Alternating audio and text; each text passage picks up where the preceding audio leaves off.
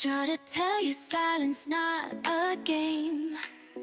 I texted and called you, but still you won't explain. I really need you to love me with your strength and night.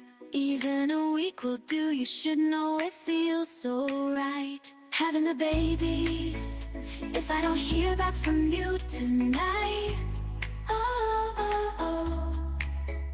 There are no ladies who can say they are this tight. Oh, oh, oh. Having the babies, if I don't hear back from you tonight. Oh, oh, oh. Never felt this way about anyone before. Well, maybe that's not true, there were 2 or 3 more, but no one would sign this thing, so it's all now up to you. It's not gonna hurt at all, just a solid week or 2. Oh, having the babies, if I don't hear back from you tonight. Oh, oh, oh. There are no ladies who can say they are this tight. Oh, oh, oh. Having the babies, if I don't hear back from you tonight. Oh, oh, oh. If you sign it, I will take the pills today. Twin flames will get doused and go away. Let me in, I wanna be one of your tribe. You and me have a real friend, lover vibe. Oh, having the babies, if I don't hear back from you tonight. Oh, oh, oh. There are no ladies who can say they are this tight.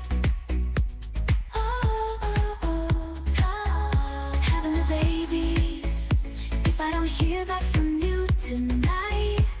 Oh, oh, oh. If you sign it, I will take the pills today. Twin flames will get doused and go away. Let me in, I wanna be one of your tribe. You and me have a real friend, lover vibe. Oh, having the babies, if I don't hear back from you tonight. Oh, oh, oh. There are no ladies who can say they are this tight.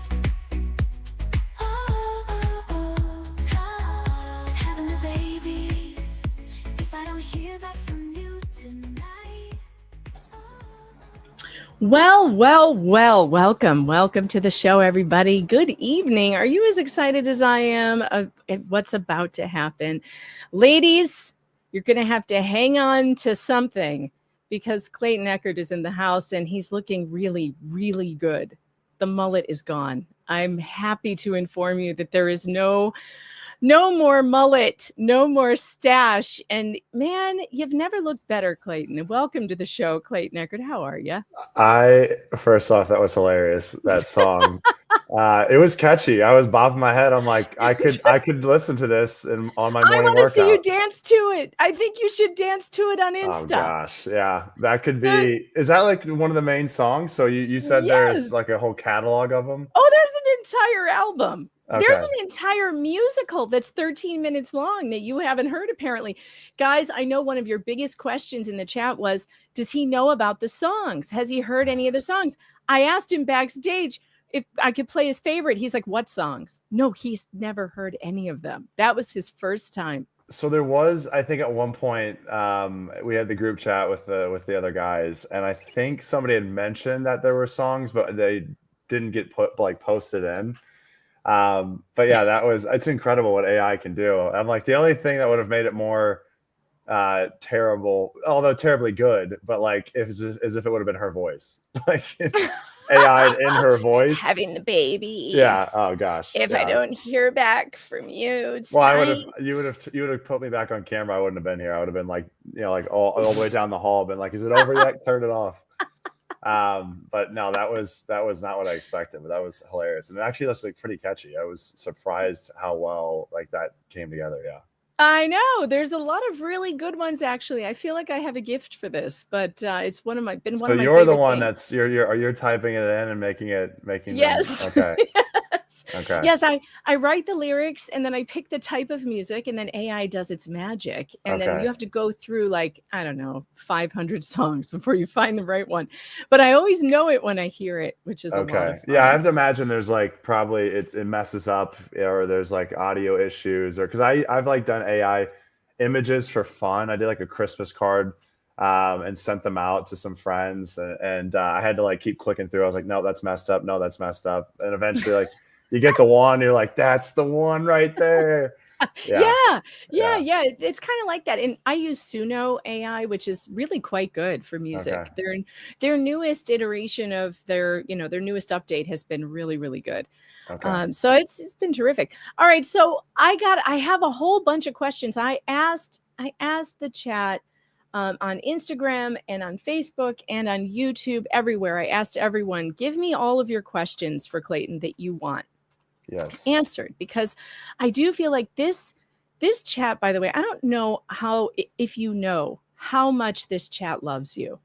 Do you Well, I know? didn't know. Well, no, and I just clicked in. I didn't. Now I was like, oh, where's the chat? Now I see it. Oh, do you So see it? Okay, good. yeah. You need to have that open to the okay. There's also a Okay. private chat in Well, I don't case you want to need to. scroll up too much because then I feel like I'm gonna get lost in it. And yeah, That's I'll try okay. to be Yeah, as just present as possible. stay present. If you Okay. do need to communicate with me privately, there's a private chat button you can click and you can just type in there something. So like if you need to step away or whatever, you I can see just let me know. somebody said our hair colors match. Yes, that's actually this is What they do? brandly newly done. I still got to get it cut to blend it, but I like the highlights. I just got some too. I got yeah. highlights in the front too. So yeah, we're matching. We're matching. Yeah, I did it, actually because I actually had my hair dyed back in 7th grade. And so I've been doing a lot of like healing and different, modalities. And so recently I was like, I want to pay homage to like my younger self. So like me bringing back the dyed hair is kind of like recognizing that 7th grade version of me and being like, hey, I see you. You're still a part of me. So I had that inkling to do it, and yeah, so that's basically what it was. I also got it first dyed back in 7th grade because Backstreet Boys, they were super popular. I So kind of love that for you. And I yeah. actually think that you do look 10 years younger. The chat said so as well. You look Well, like you've had shaving, yes, that helped me. Yeah, I didn't do. I shaved in college, and I felt I looked like a baby. But now I'm like at the point where I'm 32. I was like, it wouldn't hurt me to look 4 years younger. you do look younger. You look like you've Oh, had a thank weight you. lifted off your shoulders too. How are I you feeling these days? I feel great. I really do. I even though like I just had a TV show that also aired, and I would say I wasn't the biggest fan of how it all was shown, but I learned a lot through that show as far as like nuance or the lack thereof that's on TV. But also what happened was while I was getting eaten alive on online, my day to day life has been incredible. I mean, like I've been doing better with work than That's I've ever good. been doing. My relationships are incredible in my life. So there's like this complete opposite of like what's online versus what I is happening in my real life. But I also was talking to someone recently and they're like, you have so many supporters. And I'm like, do I? Because I see a ton of negativity all the time when I get on social media. But then like I recently saw it, and I'm seeing it in this in this chat right here. So thank you all. I'm really grateful for your Oh for yeah, your no, support. Clayton, you're so loved, and I Well, I what's I hope you happening? know that you should go on Reddit more often on the Justice for No, Clayton I page. do click on that. Trust me. I used to be like I still go on Reddit all the time. Before reality television, I was like a Redditor. I was always I never really commented, but I was always just like going on to all the forums. And then when came off The Bachelor, I found there was a subreddit for it. So I was like, oh, well, I'm already a frequenter on Reddit. So I started, Perfect. so then I started going into that, and then I saw the Justice for Clayton, and that's where I get my news now. Like the Justice for Clayton Sure. community finds out stuff faster Oh, they're amazing. than like They're my lawyer. amazing. Yeah, Wooden Oh yeah, Wooden they're has to do amazing. other cases as well, but like he'll call me. I'm like, I already saw it. I already looked. It No, was they're on amazing. Justice for Clayton. I cannot say enough great things about the Reddit community. They are amazing and they have your back. They for sure have your back in this. And I don't Yeah. want you to ever feel like the world is negative towards you, because I have seen more love towards you and Mike and Greg from this community that you should never feel alone, because these people have your back. I'm telling you. And you know what's funny? And I love this for you, is that I don't think most of them were Bachelor fans. I think most of them came into this because they're true crime fans, and they kind of, the true crime community and this story just kind of fit together like a glove. And a lot of the people on Reddit that I've spoken to, the deep divers and the researchers, they didn't really watch The Bachelor. So they didn't actually go into this with any negative connotations because of your bad edit, which, by the way, like, I hope, what can I do, Clayton, to convince you to never do dating reality TV again?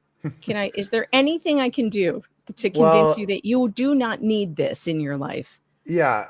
Well, I will say this, though. I really am grateful for all the experiences and what's come from the shows. I mean, it took me to my lowest points in my life, like definitely to rock bottom, down deep in the valley. But I needed to like destroy that version of me from The Bachelor, because that was a built up version that I had created to try to appease the masses. Like I grew up never feeling good enough. And so I went on a mission to try to convince people that like I was worth a damn, basically. And so I created this this individual that was, big and strong, and then got a medical sales job out of college and was working in the OR. And I was like, is this enough? But I didn't love what I was doing. I just was creating what I thought would be accepted. And people would go, oh, look at him. He's successful and he's worthy.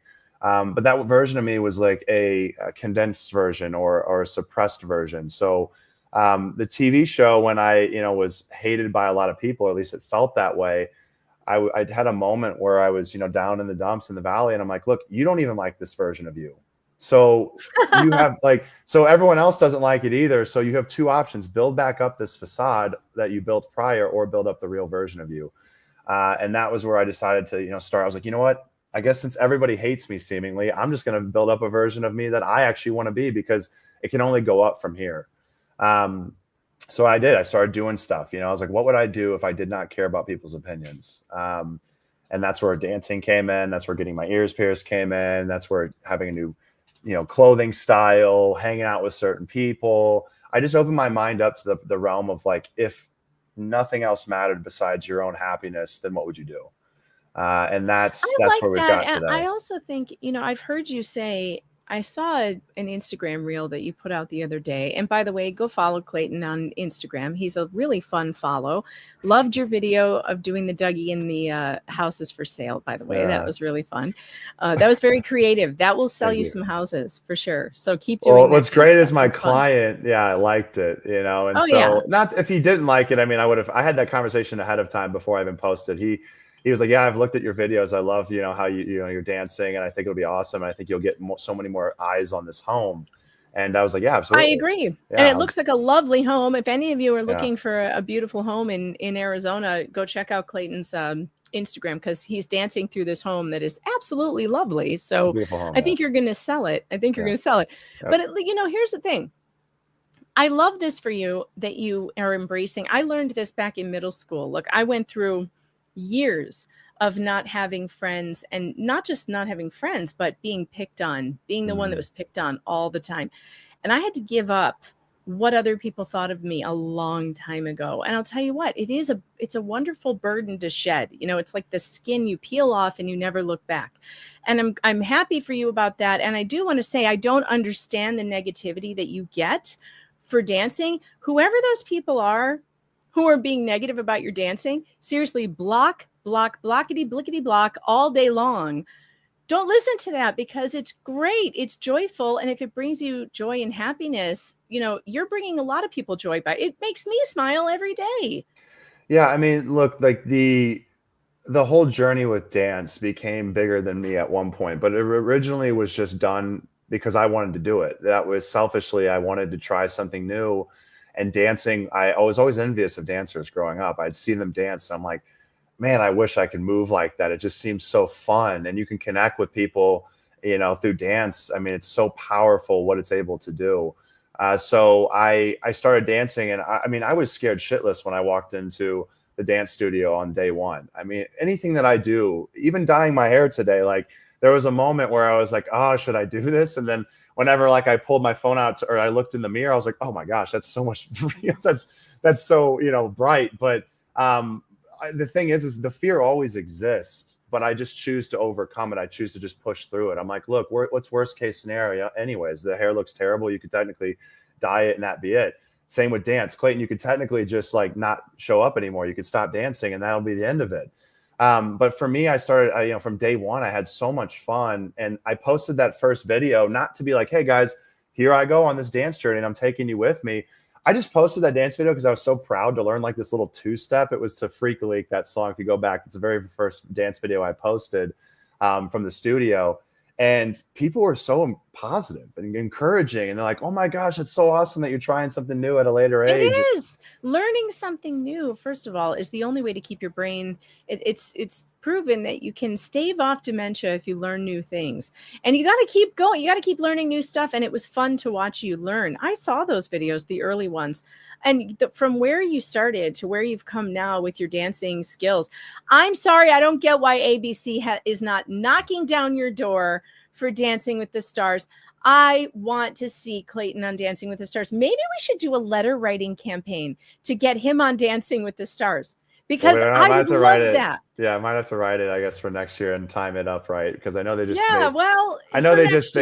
chose. I mean, look, like, no, but it'll be perfect because her trial is in January. Laura's trial, she's going for the criminal trial in January. So by that time, it'll all be good stuff. She'll probably be in jail. It'll be perfect. Yeah. You've got quite the story for them. There's so much coming. Yeah. And I can't believe it's been so long too. I mean, it's been over 2 years, I think, since I originally interacted with her.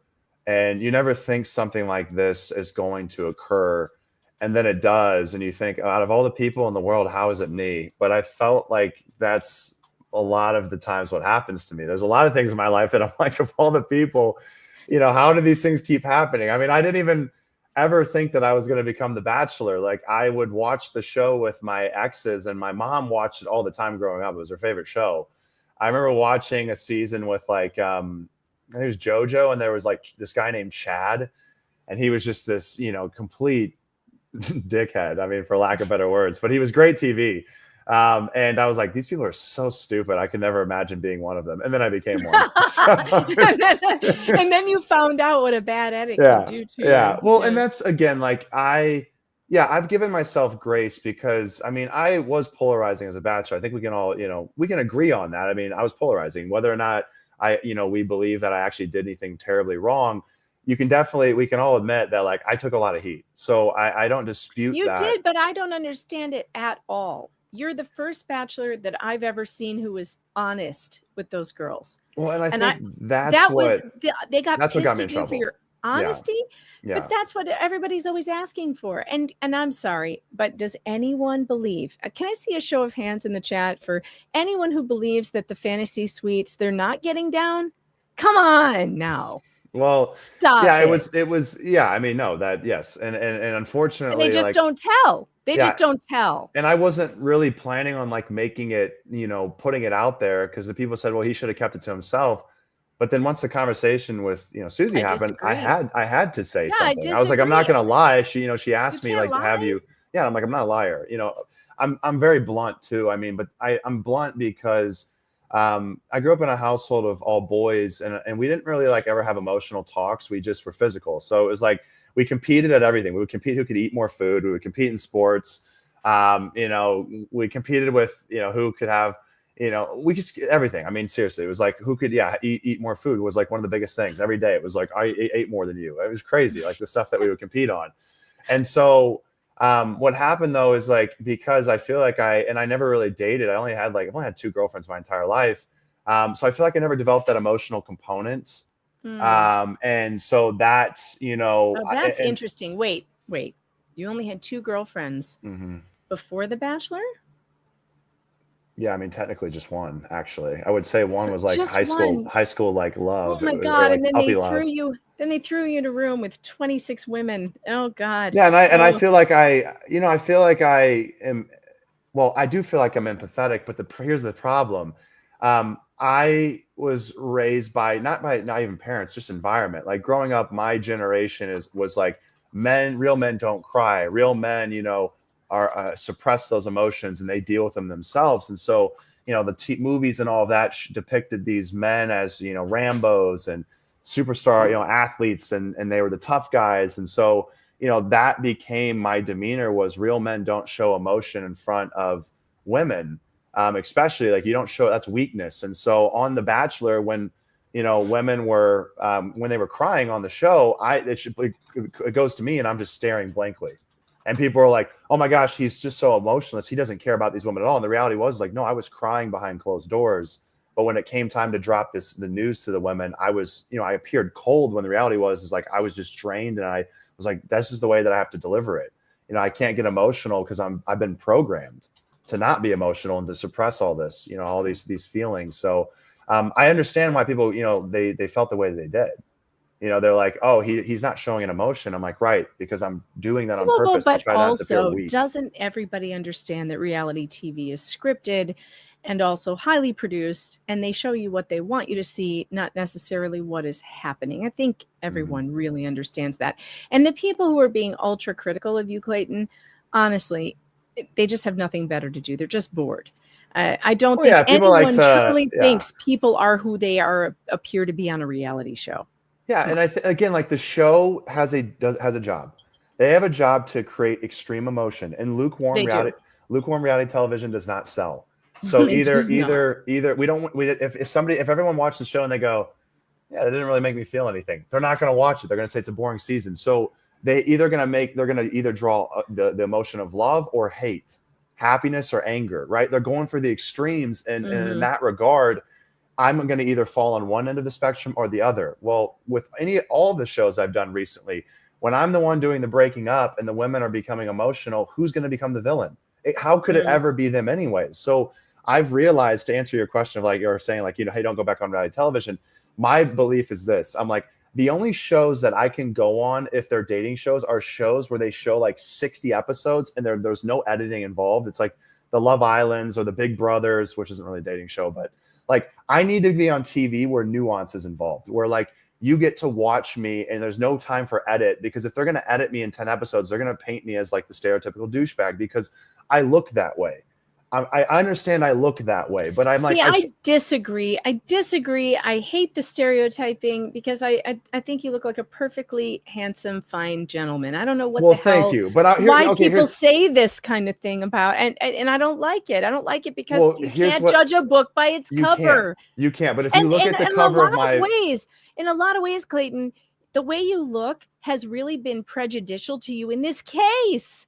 With Laura Owens, because you're large and you're big and you're muscular, but that doesn't mean that you're not gentle, that you're not kind. You're one of the most gentle people I've met. Like I tell people all the time, they ask me, what was Clayton like? I'm like, kind, quiet, gentle. Those are the adjectives that I would use to describe you. And when I see emails from Laura Owens claiming that you were doing some kind of domestic violence, I'm like, bitch, please. Bitch, please. Just because a man has muscles and is large, it's not okay to put him in a category that, oh, he's bad and violent and aggressive. That's not who you are. It's absolutely ridiculous. And I think that that's harmed you in this case. Yeah. And look, like, again, I know that, I mean, look, I was around a bunch of guys, growing up that were the big, tall, muscular dudes. And like stereotypes do exist for a reason. They sometimes are actually like factual, right? Like they do hold some, like there are men that definitely make their height, their personalities. And I did that at one point in my life too. Like, yeah, I made my height, my personality at one point. I had an ex-girlfriend call me out one day for it. And was like, look, like if you took away your stature, what would you possess? And I was like, that's a fair comment. Like, because I was, because like it's like, well, growing up is hard to do. You're very young. I in college, that I made, my appearance was a large portion of, what was pulling me along and what was making, women attracted to me. But as you age, like, and people develop emotional intelligence, women are like, yeah, I don't really care that you're 6'5" or 250. It doesn't really matter to me at this point. Like, are you going to be able to support me emotionally? Like, do you have depth? Are we going to be able to have conversations out of just what you did at the gym? like the weights you've lifted. And so like, I realized I was like, oh, there's this whole emotional component I need to gather. But also, what does bug me is I'm like, guys, I am not what you think I am. If you look at me on the surface, again, you're looking at the cover of the book. Like, I wasn't always the big superstar athlete. I was a terrible athlete actually growing up. I was also friend zoned by every girl growing up. I was a runt. I was bullied. I was super small. So I'm like, when I see everyone saying he's this guy and he's always been this way, I'm like, would you all just like take 2 seconds? Oh my God, I wish you had brought pictures. I would love I have to photos see. of me, like, of me in 7th grade. I mean, I wonder. I want to see these pictures. I wonder if I can pull one up just like that in my phone, because I would like show these photos of people, and I have to show them, and they go, "Oh, there's no way that's you," and I'm like, "Yes, that was me. I wasn't like always the star.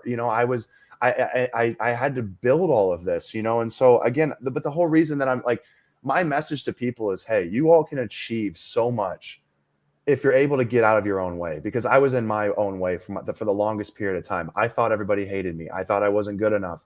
I thought that I was always doomed to always like come up short in life. And it was at the point at which I started to believe that, like, wait, no, actually I can change my current situation. Like, and I started to talk to people that had did it, and I was like, I can do this too. That's when my life started changing. So I'm over here documenting my journey, being like, guys, look at my dancing. Here's a perfect example. Day 1, I post this, and you're all like, he's trying. The effort's there, 10 out of 10. But like, he looks like a white dude dancing. Adorably awkward. Yeah, it was, in fact, I have a white guy dancing. I have a button for that. This will get awkward. There you go. I was like, where'd that voice come from? That was Greg. That was your lawyer. Oh yeah. Oh, that's great. Yeah, I'm sure you guys have a couple more. We have a lot of buttons. We've got him doing this too. She lied. Yeah, that's a good that's one. Hilarious. Gosh, And I wouldn't be a stream without this one. What? That's hilarious. Oh, you got all this fun stuff here. I do. Gosh, my ADHD brain is like flipping out. So I'm looking over at the comments, but I love that someone said this. Henry Cavill in his days was known as Fat Cavill. So okay, there you go. Like, there's a guy that like is literally Superman on was camera. Was he really known as Fat Cavill? That's hilarious. I mean, but there you go. Like, a guy that's like that's Sure. the actor for Superman. And again, I think people look at him and they go, he's always been that way. And it's like, no, why? Like. But here's the problem that I have with it is, like, I understand, because if you think that I've always been that way, then you're going to think that I've always been privileged, and you're going to think that I've always, like, life just has come easy. And I'm like, look, I want to show you like how drastic of change you can create. That's why I'm documenting my dance journey now. I take heat, but I'm like, I don't care if I take heat. I want to show you guys, because like, I'm going to keep doing this, and 2 years from now, you're going to be like, oh my gosh. I mean, people already see the progress. They're like, look at him from day 1 to Clayton, now. I have news for you. You've converted the lesbian in the chat. Flux, what are you talking about? He's hot. Tell your right. Get Mrs. Flux to tell you to calm down. Flux, you gotta chill out here. Hey, I'll keep going here too. We got some time on this podcast. You know what? It's Give me another hour. See official. what happens. Not even the lesbians think so. My God, he's got. What do the kids call it now? Riz? Is it called Riz? Yeah, it's Riz. I think, unless they've changed the term again, I can't keep up. I know, I can't keep up either.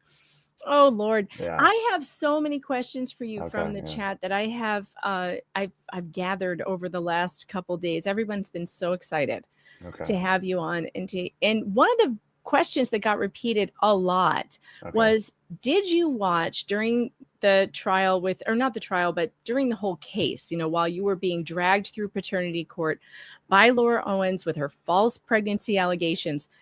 Did you watch any of the YouTube channels, and which ones did you watch? Yeah, I was what I was doing was I was going into the Justice for Clayton subreddit. So like, once that community was formed, I started looking at like what was being posted on the daily so that I could stay informed. And like Lauren, I was, I saw her being posted. I saw Bruce had some things posted. Megan, you had things that were posted. Dave Neal had stuff that was posted. I was looking at like the highlights of what was being posted and said, so that I could stay informed. But there was also a balance. Like, I didn't get as, and that's where, again, you're saying like, hey, we have songs, we have this, that, and the other. I'm like, that's incredible. Like, I didn't realize that people, we're going to these extents, and like, there's this incredible community. And I recently had somebody that that put us in contact to do this, that was like, Clayton, you have all this support. And I was like, I do. Like, I mean, I see the community, but like, and I see they post, but like, he's like, yeah, she's like, I was asked to cover your case. Like, there's so many people that want this case covered, and I'm not even involved in Bachelor Nation. And I was like, huh, well, I thought everyone was getting tired of it. I thought everybody was fed up with it. And like, was just like, man, like, oh, Oh please. God, no, they Like, can't we're get beating a enough. dead horse. And I get so so many comments with, why aren't you doing more Owens coverage? Why are you falling behind? Because I'm covering another case right now. And I every time I put up a video is nothing but love and support. These people they're in it to win it, Clayton. They want the justice to be done for you, for Mike, and for Greg. These people are amazing people. And yeah, they deserve absolutely all the credit and thanks for what they've done. And I imagine that you can't watch everything. You couldn't possibly. I mean, have you seen my playlist on this? Do you know how big it is? no, That's what she said. Well, yeah, Darn it. gosh. Where's my button? Oh, you have a button for that too? I do. It's Joe Biden saying. I was to say, whose voice is that? Yeah. I want to show you the playlist because, I mean, honestly, you couldn't have watched all of this even if you tried, because it's insane. It has, God, how many videos does it even have? Here, I'll show you. Well, I think the other thing too that I was going to also mention is like this getting involved in this every time that I have to think about what Laura's done. It really, I mean, agitates me. I mean, it makes me extremely angry that, you know, when I start going down a rabbit hole and going deep into stuff and talking about it. So for my own mental health, like I've stayed on the perimeter, because like, if you get me really talking about what she's done and all the things she's done, like I will start to get very agitated. So like, I have to be able to patrol myself. I'm like, that's enough for the day. I can't, you know, when I was in court and she was there when we had, you know, the referral to the county attorney, and she decided to, again, she was throwing everything at the wall, and she decided to try to accuse me in that moment of rape. I mean, when I tell you that, like, the amount of anger, the adrenaline that was racing through my veins, where I was like, I want to flip this desk. I am so angry. Like, I was so wiped out the next day.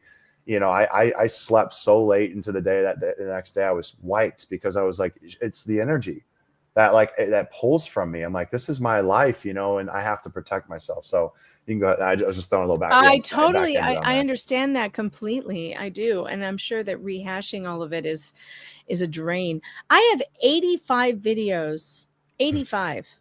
Look at this, 85 of them on this case, live streams, songs, videos, short videos, long. And you're not videos. Tired of it. You're not tired of it. You love it. You live for this. I love it. I love it. Listen, this case, why do I love this case? I've written a book, Clayton, a while ago. Before this case, I wrote a book called Believe Evidence, The Death of Due Process, from Salome to #MeToo, because it's one of my special interests is false accusations that women make, and the push to want to believe all women, when we know from history and experience that some women lie. Some women lie maliciously. And you have unfortunately had that experience up close and personal. So I am an advocate for believing evidence. I want the evidence, and I don't care. I don't care what's between your legs. I just want to know, what are the facts? Who said what? You know, and I want to see what is the real story. And I'm an investigative journalist, so I have a desire to investigate. And when I saw this story, I was like, wait a minute. I'll tell you, it wasn't you that got me into it. It was Dave. It was what was going on to Dave. It was what was happening to him. Yeah. He was she was going after him, trying to get an order of protection to shut him up as a journalist. That really bothered me. Yeah. I'm thinking, what kind of story is this, where the person, you know, who's involved in it, who went to the media, is now trying to sue the media into silence? That doesn't sit well with me, and it won't ever sit well with me. And I figured, we've got another Amber Heard here. And sure enough, so one of the questions the chat wanted to know, which kind of goes with this, is, did you see the live stream when Dave and I discovered the Fiverr logo on the ultrasound, on Greg's ultrasound? No, I didn't see it live, but it got sent to me like right when it happened. It was, so basically, I can't remember where I was at, but I got texted the logo, you know, like the photo with the logo zoomed in, and they're like, "Can you believe this?" and I was like, "No way!" Like, again, it's crazy because as things happen now with the speed of the internet, Like I get notified faster than like Woodnick gets to me, than like anybody Isn't that's it like involved in amazing? this. It's like I will get phone calls. In fact, actually one day, what was it? It was Bianca. So she's a reporter here locally, and she's done a great job of Yes, the Bianca local Bono. coverage. Yeah. She is actually the only journalist that I will mention outside of the YouTubers who I think did a really great job. Yeah, she's been incredible, like with helping me get, my story out there. But one day, I want to say it was when they agreed to prosecute her. Yeah, it was when they agreed to take up the case, the county attorney. She called me. I was walking out of the gym and she's like, "Hey, just want to get your opinion on the news." And I was like, "What news?" She's like, you don't know?" And I was like, "I don't know." And she's like, "They're taking up the case." And I was like, "What?" Oh my God. And then I'm like, wonderful. "Oh my gosh, it's incredible." And then I talked to her for like 2 more minutes. I get off the phone, and then all of a sudden, here comes Woodnick. I see Woodnick. I was like, "Hello." He goes, "Did you hear?" I was like, "Yeah, you got beat to the punch by Bianca." And he's like, "Oh, well, it's incredible." And so, yeah, it was. It's just like the speed. It's wild how fast it moves. Did you know about the letter writing campaign that people were doing for you to the county attorney to prosecute her? Yes. And that was super powerful. I was aware of it. And I believe that was a big reason why it got picked up. Yeah. I don't know if it would have got picked up had people not been sending letters. Because like I was posting stuff to like keep, to put it out there, because I wanted, again, like I didn't want this to consume all my life. Like I was like, look, I have to still make money. I still need to move on with my life. I still need to I can't make this like my sole thing. But then, I was like, okay, hey, I'm going to post updates now. I have my platform, so I'm going to let people know where everything's at. But then there were people that had this, that kept it the legs, kept it running. And here's what I'll also say too. Like, if it wasn't for the community, there's no way that we would have gotten to the outcome that we got in general. It's not even the letter writing. I mean, the letter writing is what I think is what basically pushed it over to be like for the county attorney to pick it up. But I'm talking about before it went public, when it was just me fighting this against Laura. And I have thousands of emails maybe like 600 emails that people haven't seen, that like we're working on, obviously a podcast and potentially a documentary. So like all this stuff will get released at one point. But, of course, like people that have been involved haven't even seen some of the craziest stuff, some of the messages. And you just see like the things that she said. A few stuff have leaked out, but it's like there's a whole lot more that people haven't seen. And so, with that, it's like when I was fighting it alone, I could not beat her because she was sitting in her mom's casita doing this for a full-time job, slugging her energy drinks and fighting me full-time. Sending 5-6 emails a day at least minimum, and then like pestering my shooting family and monster friends. energy. Mm-hmm. Yeah, just injecting it through her veins and not sleeping and doing that full time. She's like an IV. Yeah. And so like I couldn't fight against her because she didn't have a job, so she's doing this full time. Meanwhile, like I'm working my job, and then I'm coming home to like emails and just like it's like I can't. I'm like, how do I get one up on this person? Like she is just smothering me. Well, the second that she went public, it was the greatest thing that ever happened. Of course, in the moment I was like, oh my gosh, like I remember when it was embarrassing, and I was like, oh my gosh, like, and then all of a sudden the initial wave on Reddit was like everyone was attacking me, again on the Bachelor Reddit. Everybody was like, we knew he was this kind of guy, he's a terrible human being. Don't get me started on and so now revisionist history, everyone's like, we were always supporting him. I'm like, no, the hell you weren't. No, you weren't. You guys were all going. I saw those Bachelor Reddit pages. I saw it. I see you, Bachelor Reddit. Yeah. No, they were attacking me. They can't even. Again, I'm like, your egos are ridiculous that you can't even admit that like you attacked me originally. They're like, no, we were supporting him. No, we believed him. No, you didn't. I saw it all as it went out because it was coming into my DMs and I was seeing the forums and people were sending me stuff.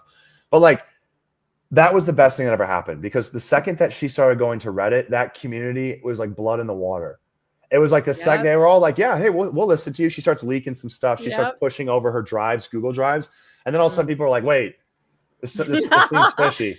And the second that was fishy, it was like game over. And then it was like people were fighting around the clock. She could not keep up. They were like, they were investigating 24/7. It's like all of a sudden I had this army. That's what happens when you invite the internet in. She invited them in, which was the biggest mistake she made, because it was beautiful. I'm waking up and it's like, I go into the subreddit and it's like, here are 10 things we found on her in the last 24 hours. I was like, you guys, this is beautiful. Like you guys are making this so much easier for me to exist, because Now I can go on with my day to day, and you all are just destroying her and stripping all these lies apart and finding all this evidence. And I will say this too. I want to give credit. I want people to know how important that they've been. I will just say this: a birdie has told me that like people that are investigating this are literally going to these subreddits, are literally going to these pages. It's so great. Streamlined. It is streamlined. I love this. Yeah, I so love because this. of the streamlining and the picking up of all of the evidence and putting it into one place, like because it is all streamlined, it has helped tremendously. So like if people think, oh, like I've just, we uncovered this, to understand that everything you've uncovered and you've documented and you've put into a streamlined process is absolutely being utilized to be able to build a case. So again, that's great. None of this would have happened. None of this would have gotten legs. Also, if people wouldn't have had it picked up interest, so everyone that's in this community, it's like you are actively moving this case along, and you're actively, if justice is seek, it ends up happening. It's not because of me. It's not because of even the other men. It's because of all the legwork that the majority of everyone in this community is doing. That is what's causing this to get pushed along. Because I honestly believe that there is a narrative out there that people are trying to say, we can't feel bad for the guy. He's a white male, and he's, this big old dude. He'll be fine. I saw that narrative pushed out there. I saw people tried to call me a misogynist. Like people tried to, when I came out and said, I want to talk about men's mental health and I want to provide a platform, people were like, oh, he's misogynist. He doesn't care about women. I was like, no, I'm just a man and I'm trying to speak on men's mental health. Why don't men matter? I started a hashtag during the Johnny Depp trial, men too, because men are also victims of sexual crimes, of fraudulent crimes. Men also are the biggest risk group for self-harm. Yeah. And I can't say the word on YouTube, but you know what I mean. So, and of ending their lives. Yeah. So, look, we have to be concerned about everybody. I want to show you my favorite picture from the letter writing campaign. I sent a bunch of these to Jimmy Jenkins, who was the local reporter one of the reporters in Arizona. I was hoping he would do an article about the letter writing campaign. He never did. I thought but this one, look at this, Royal Mail coming in from the UK. That's incredible. How great is this? I mean, I asked them specifically, please send paper. I want Rachel Mitchell's desk to look like that scene from Miracle on 34th Street where they're dumping the letters on the judge's desk and it's just piles and piles of letters. I don't want emails that you can just ignore. I want letters. I want paper. And my God, they came through. I mean, look at this. People just did it. Yeah. And I was so proud of all of you. I'm so proud of I got hundreds of these pictures, people sending in their letters. Yeah. I just loved it. All right. The chat's going to kill me if you don't hear some of these super tips. So I don't know if you know what a super tip is. I don't. But you're about to find out. So I have to make myself a little bigger so you can see these properly. Fake Laura Owens has sent in a super tip. Hi, Clayton. Maybe if we Tony Robbins and Netflix, you would have stayed. Well, that could have been a different way to go about it. Okay. And Lady K in Texas. Clayton, I still think we could have been a great power couple. All the best. That is so creepy. And fake Laura Owens is at it again. Oh, wow. I think I see the Fiverr logo in Clayton's hair. That is so wild how crazy accurate. Oh my, that is wild how that sounds. I know. You want to hear my voice? Here it comes. Natalie, thanks for the 5. I just needed to hear myself say this again. Bitch, please. And by the way, of course, the AI voices and super tips are for comedy and parody purposes. They are not real people. It is a computer. It's just for fun. Just put the legal disclaimers out there. Which Yeah, we always need the legal disclaimers. But man, this chat loves you so much. I'll tell you what. Let's see. Fake Laura Owens, thanks to the 5, says, hi, I'm coming soon to an HR office near you. Oh my gosh. Yeah. Well, look, I've been again, looking at the chat and just, what's super cool is to see this is I need to see more instances of the community. For me, again, I've been accepting of the fact, I feel my mission in a way isn't to fully be liked more than I'm trying to be a mirror at this point to people. So I'm on social media and I'm not taking my comments down. I'm not, even policing them. I'm like, look, you go to my dance videos, you do see support, you do, but you're going to see a lot of, especially if you go on TikTok, if it's a younger demographic. So telling you, block I want, in a way, I want it to be unfiltered. And this is why, is because, well, for one, it's kind of like exposure therapy for me. So I'm like, the more times that I see this, the less it stings every time. And that is true. If it becomes too much, then I know to patrol myself and I say, Clayton, you need to take a social media break. But what I want to show people is like, I'm going to show there's going to become a day where I'm going to be an incredible dancer, or at least like much better than I am today. I already think you're an incredible. No, I'm not bad. Dancer. I'm not bad. I'm not trying to take myself down, but I got a ways to go. Like I'm 2 years in, and like any dancer, like good dancers, they're like, hey, it takes 5-10 years. So I'm like, cool, I'm in it for the long haul. I love this. I love the community. So I think you're doing great. And I don't want to take away that I'm not. But what I'm saying is eventually there'll be a point where like people aren't going to be able, like they're going to sit there and go, oh my gosh, he's actually good. All the haters are going to be like, I can't even hate on this. Like he's literally good now. And that's what I kind of am wanting, like to get to that point. And not for them, it's for me. I mean, to just because I want to become a better dancer, but it's twofold. I'm like, this purpose is for bigger than me. I'm going to take you on this journey because I'm going to show you somebody that like probably had no business doing hip hop dancing. I had everything going against me. I could have picked any other style other than hip hop because hip hop is all about relaxing, dropping the shoulders, kind of poor posture in a way. It's all about flowing movements. It's not straight line, violent, powerful movements like what my body was trained for with football. So I'm literally deconditioning my body. Everything that I was taught growing up on how to move and be violent, I'm telling my body now, we're going to pick up a style that's completely opposite to what you've ever been trained to do. Again, I could have done like, country line dancing and it would have been more straight line movements and it would have made more sense for me. But I chose hip hop because first off, I do like rap music. It was very prominent in the locker rooms and I've just always liked the beats and all that. But also I was like, look, this is one of the hardest dance styles that I can learn. But I want to show people that it's like, if you look, like here's someone that started as a novice and they became an expert, or they became really good. And here you can see his progress all throughout the way. It didn't happen overnight. It happened by continually showing up time and time again. And there's no shortcuts. It's not like I became an expert overnight. It might be 5 years until I get to that point. But eventually people will be like, you know what?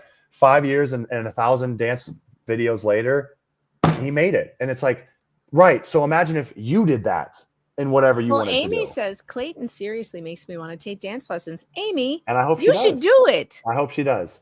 You want to know you want to know one of my favorite messages that I get? This is probably one of my favorite messages. I love all of these messages, but here's one that really stood out to me. There was an individual that messaged me and she said she sent me a photo of her getting second place in a cheerleading competition. I think she was in her 40s. And she sent me this photo of her and her new friends. And she was like, Clayton, I just want to say thank you. You showed me that it's never too late to start something new. And the way that I remember it, she told me that she was too afraid to be a cheerleader in high school, or like she didn't make the team in high school. And so she never got to be a cheerleader, but she always wanted to be one. Well, because of my dancing, it inspired her to start, to join a cheerleading league for adults. And she did. And they got second place her first year. And she sent me this message and she's like, I just want to say thank you because you inspired me to try something new. I did. And now I have all these new friends that we all do this together. I have this group of people and now we're shooting for first place next year. She's like, I have so much to look forward to. I'm so excited. And it was like, I got emotional reading the message. I was like, tearing up because I was like, look, and I sent back to her. I believe I told her, I was like, look, I might've been, the catalyst, but also I just want to say, I'm so proud of you because you're the one that decided to show up for yourself. Maybe I inspired you to like take that initial leap, but those messages, like I love them. So I'm like, if anybody, is in this chat and they're like, you have that story like that, where you picked up, knitting or any hobby and you're like, and you don't even have to like have gotten second place in a competition. It's like, if you're just happy, those are the messages that keep me going. Those are the ones that really keep me, continuing this because there have been points where I was like, you know what? If no one's going to appreciate the dancing and I'm going to get all these hate messages in my comments, I'll just take it offline. Like, I don't need to post this. But when I realize I'm inspiring people, I'm like, it's bigger than me. That's why I'm doing it or, posting it online. I'm still going to dance regardless. Like if people hated it and they're like, there was no positivity, I'd be like, whatever, I'll just take it offline. But the reason why I post is because I'm like, I'm able to help other people start taking that leap and pushing through that fear to try something new. And that's why I post, is because I'm like, if I can get one more person with every video, then it's worth it. I agree. And I also think that you can help people in a lot of ways, especially people who may become victims in the future by a scam like this. And in particular, you've said a couple of things that have made me think about why maybe you were a target. Have you thought about why you may have been a target? Because I do believe that Laura targeted you and Mike and Greg for a reason. For one, I've seen some similarities between you that I can see physically. You're all about the same height and about the same size. So I think she has a type. But were there other things when you met Mike and Greg, the other two victims? Did you find any similarities between the three of you where something ever clicked where you thought, maybe she's going after a specific type of personality, or is there something about us that stood out to her that she thought we were an easy mark? So I think she went after me for a reason different than the other two men. I think she has a type. Yes, she has a type. Men that are like over 6'3" and are white dudes like that. Because I was like, she definitely has that type. So and football players. She likes football players. Yeah, and then that too. So like she likes that, that kind of stature, which is like people have, everyone has their types, right? Like people have like certain. Well, who doesn't? Yeah, exactly. Let's be honest, yes. ladies. Everybody likes a tall football player. Well, some people do, some people don't. Some people like I've went on. No, I don't know any women who don't. I can tell you. I got humbled one time, and it was great for me to see. I was out, post college. I was visiting my brother, and I ended up seeing a girl out one night while I was visiting him at college, and I go up to talk to her and she's uninterested. And I was like, okay, well, you said shot my shot. And then like 10 minutes later, I see her all kissing up on some guy. And he was, he was 5'8", shorter dude. And I was like, oh, and I remember in that moment, my ego at first was like, what? And then all of a sudden I was like, Clayton, not everybody cares for like your stature. Doesn't like that. Some people, they're like, I don't like a guy that's tall. I just don't like it. Like I like a shorter person. Like some men like taller women, some men like shorter women. Like it's just, and I was like, you have to understand that like, okay, that's more her speed and that's fine. Right. So like, I'm glad when I get humbled because I'm like, I'm like, look, everyone has their type. Right. But Laura has her type. She likes tall white dudes. So it seems to be the case. I mean, and I know there's a fourth or fifth victim and apparently they're tall too. So she's got her type. And a football player. And football, yeah. Yes. But beyond that, I think the reason why she went after me specifically was because she knew that I was polarizing on The Bachelor. And I think she felt like I can actually like potentially turn everyone against him because he already isn't very well liked. This is so interesting you're saying this because I have said, people ask me about her motivation all the time. And I have come to the conclusion that she does what she does because she enjoys hurting people. I think she enjoys it. Well, I can tell you why she does it. I can tell you 100% why. This is my belief, so it's not rooted in, but I can tell you this much. I know I have a very strong, this is my belief on why she does what she does. I believe it was instilled into her by her mother. I believe her mother. Yes, this is my theory on it.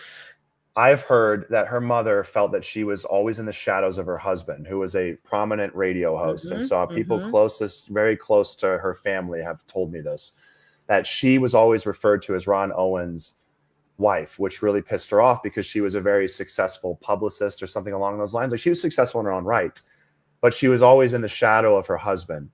That coupled with the fact that her husband was cheating on her, I think really agitated her and made her develop a hate towards men. And I think that's why she then instilled this into her daughter. And that's why that's her accomplice. Those two work hand in hand. I've interacted with her mother a couple times. I had an initial phone call with her and could not believe that I was talking to the ringleader. I was talking to the one that was puppeting the strings. It was clearly apparent by the way she was speaking that the influence in Laura, the reason she is the way she is because she's being conditioned by her mother. I fully believe that 100%. I actually hate her mother more than I hate her, if we're being honest. This was a big question that came up in the chat was, what were the interactions you had with her family and what were their takeaways from that? So expand on this because we are all fascinated by Jan. I think Jan should go down as an accomplice. She should. Jan for Yeah. prison. Thank you, Chad. Jan for prison. By the way, Robin Richardson, I don't know if you know who Robin is. Robin has a YouTube channel. She does energetic psychic readings. She's been saying this, Clayton. Yeah. She's been saying Yeah. this about Jan. She has done readings on Jan, and every single time her cards come up for Jan, they are terrifying. Okay, Yeah. terrifying. No, yeah, her mom is a monster. That's exactly what I think of her. I actually have empathy for Laura. I really do, because I actually think that Laura, unfortunately, has been conditioned and has been basically manipulated by her mother into believing a narrative that, like, if men don't want you, go destroy their lives. Oh And my so God. that's what she does. Laura, Did whenever you hear anything? Did you hear anything about Jan and how she snagged Ron? Is there any lore around that? Because I've been wondering that myself. Like, did she trap him? I don't know. No, I haven't heard on that. But again, like I don't believe that like Laura wants to be this, but unfortunately, she has a person in her life that she thinks loves her and has her best interest in mind. And I don't think Jan really loves Laura, because if she did, she wouldn't allow her to do this. I think she may love her, but like unfortunately, Jan has passed her own trauma down upon Laura, and is now like that's their way of bonding. They do this together, like they plot against men. And again, like Laura's, in the same house. Like her sister lives all the way across the country. I think her sister tried to get as far away from her family as she could to not be involved. Then her dad really needs help and needs to be cared for, so he has to be in the house. But like Laura lives there. Her mom gives her everything, supports her. It's why Laura doesn't have a job. She gave her job of a podcaster. Like, and then I think they bond on this mutual hate. I think Jan hates men and hates that she was in this, was in her husband's spotlight or was in his shadow. And then because Laura was normal. That's the thing. Laura was so normal when I first met her. There was no sign of her having any issues until I rejected her. And then when I rejected her, I remember the cold look on her face. It was like a gear switched. It's like all of a sudden there was almost like this possession that overtook her, where it was like she's no longer home. And I think it was just like this trigger where the second that I rejected her and said, I am not going to date you, and that was a one-time thing, and she realized it was over, and I said, please stop begging me to date you. I will not date you. And I put my foot down. It's like all of a sudden there was this switch, and it was like this look that she gave me. I remember it was like I had goosebumps. I was like, she's like, okay, I get it. Have a great day. Got out of my car. I just showed her homes, and she walked away. And I was like, I don't know what that was, but whatever that was, it's not the end of it. It was the closest thing to like a possession that I'd ever felt, where I was like, people asked about that too. Yeah. There were several comments in the chat saying, is there anything you can tell us more about that moment? And if there was anything, like, have you thought about it since then, about what it was like to witness that? And it's interesting you said she was totally normal. Like, you didn't see any red flags before that. You guys had a good time together. There was no weirdness. And then there was just that. Yeah, no, that's the sad part, is like Laura actually could have a normal life. And Laura, I mean, look, it's hard for me now. People like, see in the chat here, people like, did you ever, find her attractive or like sexy? And it's like, I thought Laura was an attractive woman. It's hard for me to see it now because I, have so much anger towards her. So it's like, I can't see her as that anymore. Well, of course you found her attractive. You invited her over. Right. And like, that's where, you engaged in oral arguments, which, by the way, we were all very, very, very shocked to learn there were two. And everybody wants to know, two oral arguments. And we all want to know, was it worth it? Or did you enjoy yourself, or was it like, let's try that again? That didn't work out so good the first time. Like I'm just bluntly, I'm very blunt, so I'll just go ahead and share this. Like that night I was under the influence of marijuana, and the reason was because I had actually just seen Susie. I saw her at this event, and I hadn't seen her for a while, and we caught up, and there was like all these old emotions came back, and she's an incredible person. And I left that event. I remember I was crying in my car because I was just like, man, like there's in some world somewhere this could have worked. But like all the trauma that we went through from the show and like the separation of Team Susie versus Team Clayton. And then I was really struggling with my mental health, and she was like my therapist, but nobody asked her to be that. But then she needed to heal for herself post show as well. It was like there was this divide of like the camps, or if you're Team Susie, Team Clayton, and it destroyed me. That whole show, tore me apart, and it separated us because I was like, look, I told her, I was like, I have to heal on my own. I can't keep dragging you down with me, because I saw it start to impact her. So there was this point at which, when after I saw her at this event years later, I was crying on my way back driving, back home, because I was just like, she's such a great person. I really wish that this could have worked, but there's just so much damage. And so I was, resorting to marijuana to cope. I was trying to escape from these emotions. And that's when, Laura texted me in a vulnerable moment. She was already had my number at this point, was already flirting with me. And I wasn't, crossing that boundary. She was just, I was like, whatever, I can keep this, professional. But then that night, I was under the influence, and she, sends me a provocative photo, and of course, like I wasn't in the right state of mind to basically know that I was like, I probably shouldn't mix business and pleasure, but I did. I just like fell for it. The male testosterone kicked in. She sends me this photo, and I tell her to come over, and it's like, she comes over, and again, she's totally normal. When she comes over, our conversations, she was intelligent. She's, she was insightful. Like she was able to really like create good banter. And then the sexual chemistry was there. Like that was all fine. And there was I had no flags went up. And that's where it's like, it's unfortunate, because I'm like, Laura could have just had a normal life with somebody. Probably still could, if she could just admit to her wrongdoing and go seek help. Right. And like start to untangle the trauma that again, her mother, I believe, placed on her. I will forgive her, and I could forgive her. And I'm like, Laura, I really believe that, again, you were manipulated by your mother. Like, I believe if you could just like step back and go to therapy and realize your mother is the one that did this to you. And that, yes, she has some onus of responsibility, take accountability, but understand that like, you're not the full reason why you are the way you are. It's your mom. And like your mom has gaslit you and tricked you into believing that like this is the way you should live your life, and it's not. And so I would forgive her and be the first one to stand by her side. Like if she goes and gets help, I'd be like, I fully support this, guys. Let's support her, because anybody can turn their life around if they're willing. I think we all would. I think we've all said that a million times. Like, Laura, admit what you did. Go get help. In fact, I'd even watch that Netflix documentary. I want to know. Tell the secrets, tell the family secrets, whatever it is that these people did to you. Like, people want to know, because there's got to be a reason why. Something to pay attention to is this. Something to pay attention to is this. I think this could be a real moment where things could bust wide open.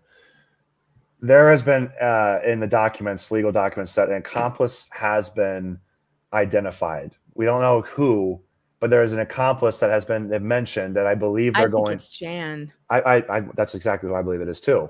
And this is what I think. This will be a really, really big moment where I think Laura, everything's going to smack her in the face. I think her mother will turn on her to stay out of prison. I think if her mother is faced with legal charges, I think her mother will turn and accept a plea deal to try to get Laura to basically spend time. I don't think Jan will go down with her. I think when it comes down to it, I think Jan will turn on her and say whatever she has to say if she's facing legal charges. And I think at that point is when potentially the lights will turn on, and when Laura will realize that her mother never had her best interest in mind. Wow. That's, listen, that's crazy, because it is, but this whole thing's crazy. Laura won't break and turn on Jan. I mean, she won't break to even just say, I have a problem.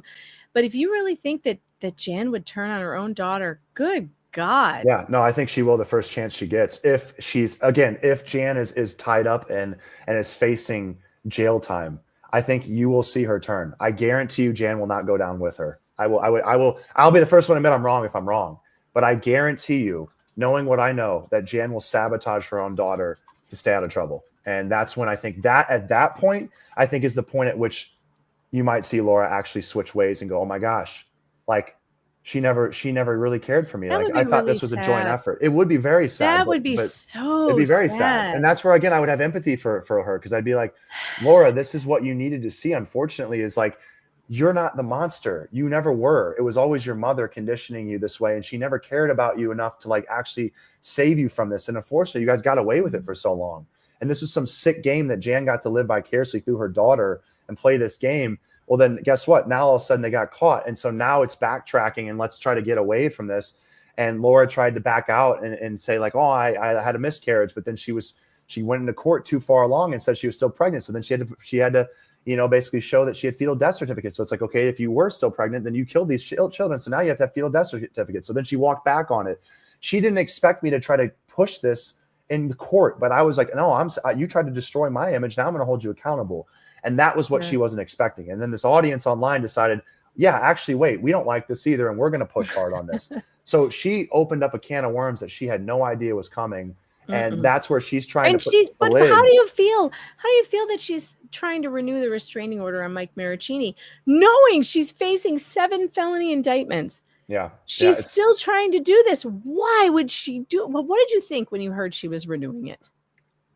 I mean, I actually thought she wasn't going to, but So did I was wrong. And again, it's like, I think her whole thing is her belief is I'm going to lie and lie and lie and lie to my grave, because of eventually people will go, there's no way that if she still swears by it, then maybe there's some truth. I think that's her belief, is the second that I admit it, I'm guilty. But if I just keep lying, maybe I can convince people that I actually am telling the truth, because most rational people would say, if she's going to lie this much, either she's the biggest liar we've ever seen, or she's actually telling the truth, right?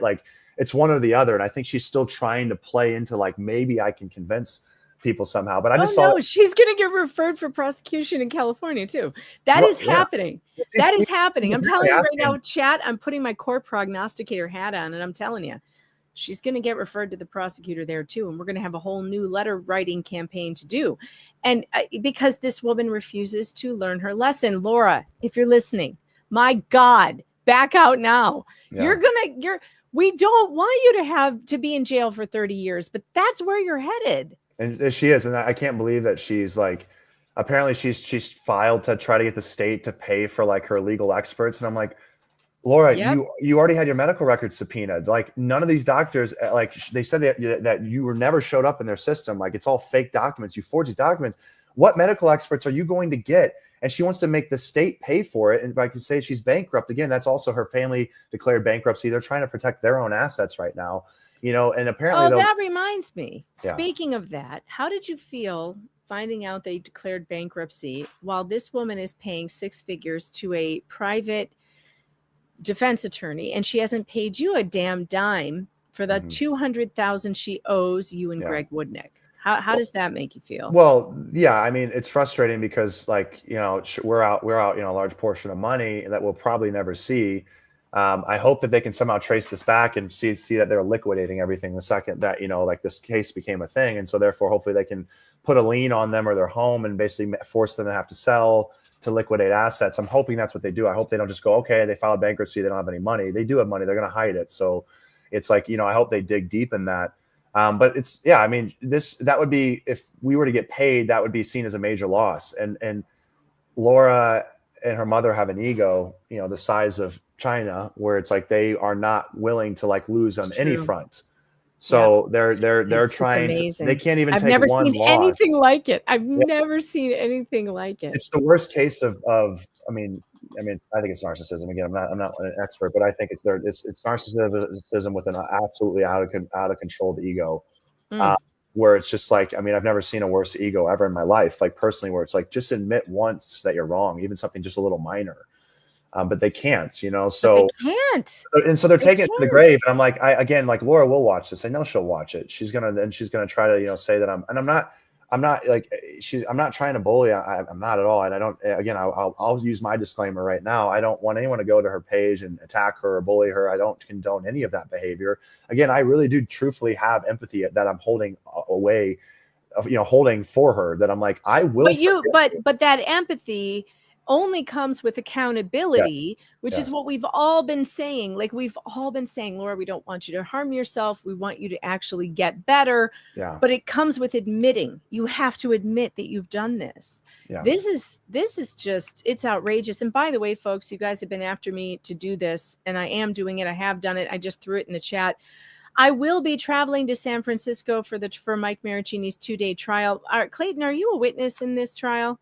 No, I'm not, but I do plan to go. Oh, you are going to go. Great. Yeah, because I had somebody ask me that's working, on the podcast side of things, like if I was going to go, and I said, I don't even know like when the dates are. I said, but I'm like, work. October 21st and 22nd. Yeah. So I've since got them sent to me, and I was like, I stepped back for a second, and I was like, again, I know I'm trying to move on with my life and just live my day to day.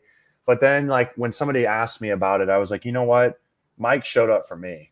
He like sure did. Mike flew in for me. So, and he faced arrest for it. I mean, he flew in knowing that this idiot, David Gingras, was going to try and get him arrested. Yeah. Yeah. And that's the thing is like, he showed up. And so I was like, Clayton, if you don't show up, what is that really showing? Like that? I mean, you can, it's to me, I was like, it's a brotherhood at this point. And I'm like, he did it for me. Yeah. I can do it for him. There's nothing stopping me. I will film you dancing on the San Fran courthouse steps. We will do this for Instagram. I promise you this. You guys, I did drop a Give, Send, Go in there to help me with travel expenses. It's in the chat if you want to help me out with that. I'm just covering airfare and hotel, and I will bring you live coverage. I will be in that courtroom. I will report everything just like I did in Maricopa County. We will do it. We will make this happen. Speaking of David Gingras, and by the way, you won't understand this, but the chat will. I have a button that I push whenever I talk about this guy. It's called Snake Chorus. This is what it sounds like. Because he's snaky.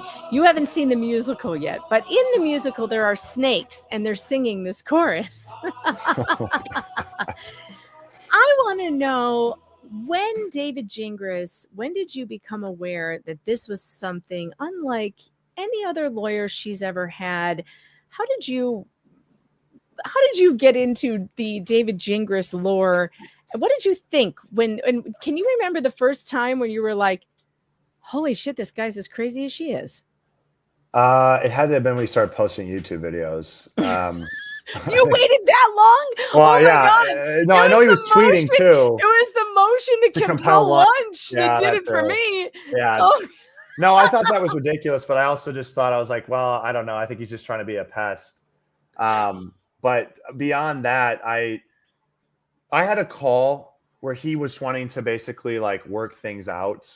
And he was cordial at first, but then he started going south, and that's when, Woodnick was like, we're done here. And I first off, Woodnick, I got to shout him out because I was so proud of him in the court when like this man is pretty like calm, cool, and collected. And he's one of the most intelligent people I know. So I knew that I was like, I don't care who you put up against this guy. This guy is a brainiac. I mean, he's also one of those guys, if you talk to him, like his mind races faster than me. I mean, when I talk fast, this man talks at a whole nother level. His brain moves. You do. I feel sorry for anyone on the replay who's trying to catch up at 1.5 speed, because you'll never understand Clayton at that speed. You're going to have to go down to 0.75. I try to like complete my thoughts, and then I just go down a different rabbit hole before I complete them. So I'm trying to become better at like actually fully completing a thought before I start a next one. But like my brain just doesn't work that way. Well, Woodnick's brain, that's why we're perfect together, because his brain works even faster than mine. So he's like, but he's also just like, hey, he's analytical. Hey, I'm boom, boom, boom, boom, boom. Like, we're gonna do this. We're gonna do this. Do this. In the courtroom, though, he had a moment where he bucked up, where he got big. He was, and I was like, this will get awkward. I was like, that's my boy. That's my boy. Like he also, I don't know if you noticed. He swung his nuts. I was like, yeah, I don't know if you noticed either, but he faced the cameras when he did it. I didn't see that, but I love it. He turned this way, and it was just the best moment. I was like, go get it, Greg. Get it. Here's one thing. Here's one little insider info. He'll probably kill me for this, but I'm going to say it anyways. He loves that people call him Zaddy. Zaddy Greg loves it. I love it that he loves it. Like I'm going to share this with you. So we had a phone call one day, and I don't remember like why he was calling me. It was like when all the procedural stuff was happening. So like we were always on the phone, and like those phone calls are so fucking expensive. Yeah, God bless. I know. But at least they were humorous at one point. So at one point we're talking, and he's like, all right, I prepped you and everything. He goes, oh, by the way, he goes, have you been seeing what they're saying about me online? And I said, no. I go, what are they saying? He goes, they're calling me Zaddy. It was so funny. They call me Zaddy. Chat, I hear a new song coming on. Yes, They make a call me song for him Zaddy. because I remember the joy in his voice, right? He just said, they're calling me Zaddy. And I said, and I was like, how do you feel about that? He's like, I mean, I'm not mad about it. I love that so much for him. Yeah, he is Oh so my funny. God. Like, I don't think people realize this man is like, he is, Greg's and amazing. he's also so caring. I mean, I'm telling you, this man has like taken the time to go out of his way to check in on me. And he's not just a lawyer, he's a lawyer with a heart, which like lawyers have hearts in general, right? It's but like very rare. but like there a lot of times they're just like sometimes I think they can get lost. Normally in they work. just have drinking problems, so it's pretty rare. Well, it's like one like I used Greg. to work with doctors, and it's like, they have personalities, but a lot of times they can't switch off when they're in their job, right? Like when they're a doctor, they're doing their surgeries, and actually that's a plus because it's just like a lawyer in the operating or in the court, you want them just going all full court, full press court, like knocking it out of the park. But sometimes they don't know how to turn it off, right? Like I had surgeons when I was in the medical field where it's like they could never turn it off. They would work 7 days a week. And it's like, but what I love about Greg is like that man knows how to have a balance. He can turn it off and check in with you. But it's like, I want to highlight that because I want you guys to just spam Zaddy Woodnick. I want you to call him that 10 times more than you've already called him that, because just know that it strokes his ego and he loves it. And I love it for him and he deserves every little bit of it because this man does. busts his ass. He worked so hard on this case. He did some amazing work. So did his entire team, by the way. Yes. I love Isabel. Saw in the chat. Yes, Isabel. I love Isabel. Yeah, shout him she is out. such a gifted writer. Isabel wrote most of the motions that we saw. She is they call her a baby lawyer, but she is amazing. She's going places. Yeah. She is just amazing. And also Deandra. Holy God. You know, it was the year of for me, there are two female lawyers that I think slay in court. And that would be Johnny Depp's lawyer, Camille Vasquez, who was unfreaking believable in court. Like she held Amber Heard to the fire. She never let up. And then there was Deandra. Deandra is amazing. That woman is, what was it like for you when you, by the way, Clayton, I wanted to tell you this. When you represented yourself, I am the first person to say, never, ever represent yourself. What a damn idiot you must be to try that. Don't do it. Get a lawyer. But when I watched you, and you can go back and see it in my playlist, I was like, this man did the absolute best anybody could ever do without an attorney. You did so good. I want to tell you, you could have a career in law. If you go to law school, you'd be a fantastic attorney. You were really, really good. You did amazing. But even so, I could thank my parents for watching Law and Order growing up. It was like on TV all the time. But even as good as you did, it wasn't enough. It wasn't enough to overcome the procedure, right? And so what was it like for you going from that, where you were battling it out, with that stupid ass Judge Moody or whatever his name, Duty, who was like leaning sideways to see a YouTube video. What was it like going from that to having Deandra, like this fucking tiger next to you? Just what was it like for you? I was ignorant. A couple of things. I was buying a house, and so like I was cash poor at that point. So to get a lawyer, I was like, I can't afford a lawyer. And then also I was like, well, I'm innocent. So basically, she has to prove all this. Like I don't have to. Like it's pretty simple that I can prove that she's faking everything right now. And so I was like, I can handle this.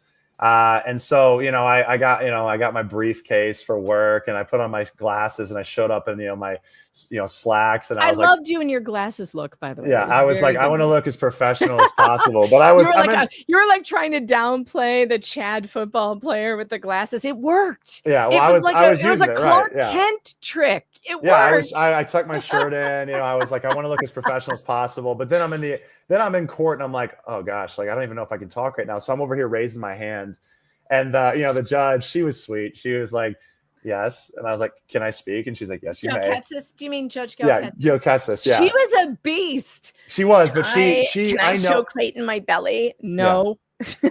But I really feel like, again, she was like, oh gosh, this guy, like, I was trying so hard. She's like, we're going to have to meet again. We couldn't, we've run out of time today. And I'm like, no, please, can we just like do this tomorrow? Yeah. And I was trying to get her to schedule it for tomorrow. And I feel like in a way she was like, dude, you need to like go home and get a lawyer. Like, don't like, Yeah. I have to go by the books here, right? I can't have bias. So like you need somebody. So I'll never forget. I walk out of that hearing and I got texted by Dave Neal and he goes, hey, you did good in there.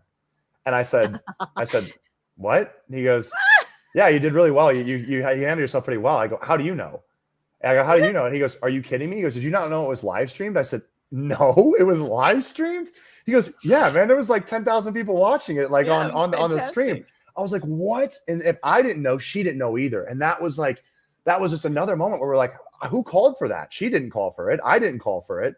They just live stream them all. Well, what a blessing. What a blessing. What a blessing. And then what a blessing that people knew. Which is what American courtrooms should be. Maricopa County does it the right way. Because like we didn't know. And so like I come out of it and they're like, oh yeah, she was moving her belly all around and stuff. And I was like, she was like, insane. Yeah, we snipped it. So then I'm like, oh my God. Because I wouldn't look at the camera because I didn't want to look at her. Because that's how angry I was. So I didn't even look. So I wasn't seeing her moving her belly around. And she didn't know that it was recorded. So like that's why the next day she asked for it to be closed off, and it was. I think Duty, like they closed that one off so it couldn't be watched.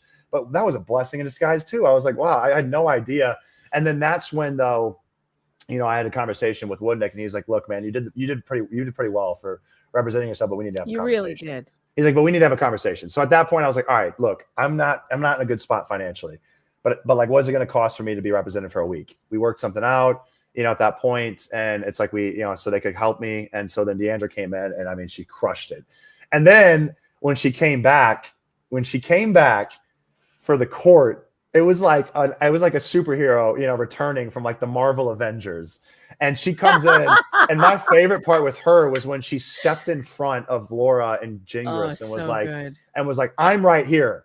You look at me. You look at me, and I was like, God, do you know, Clayton, you need to thank my sister for that, because what happened was my sister's an attorney. She was with me in the courtroom. She was sitting right next to me, and Mike was next to her.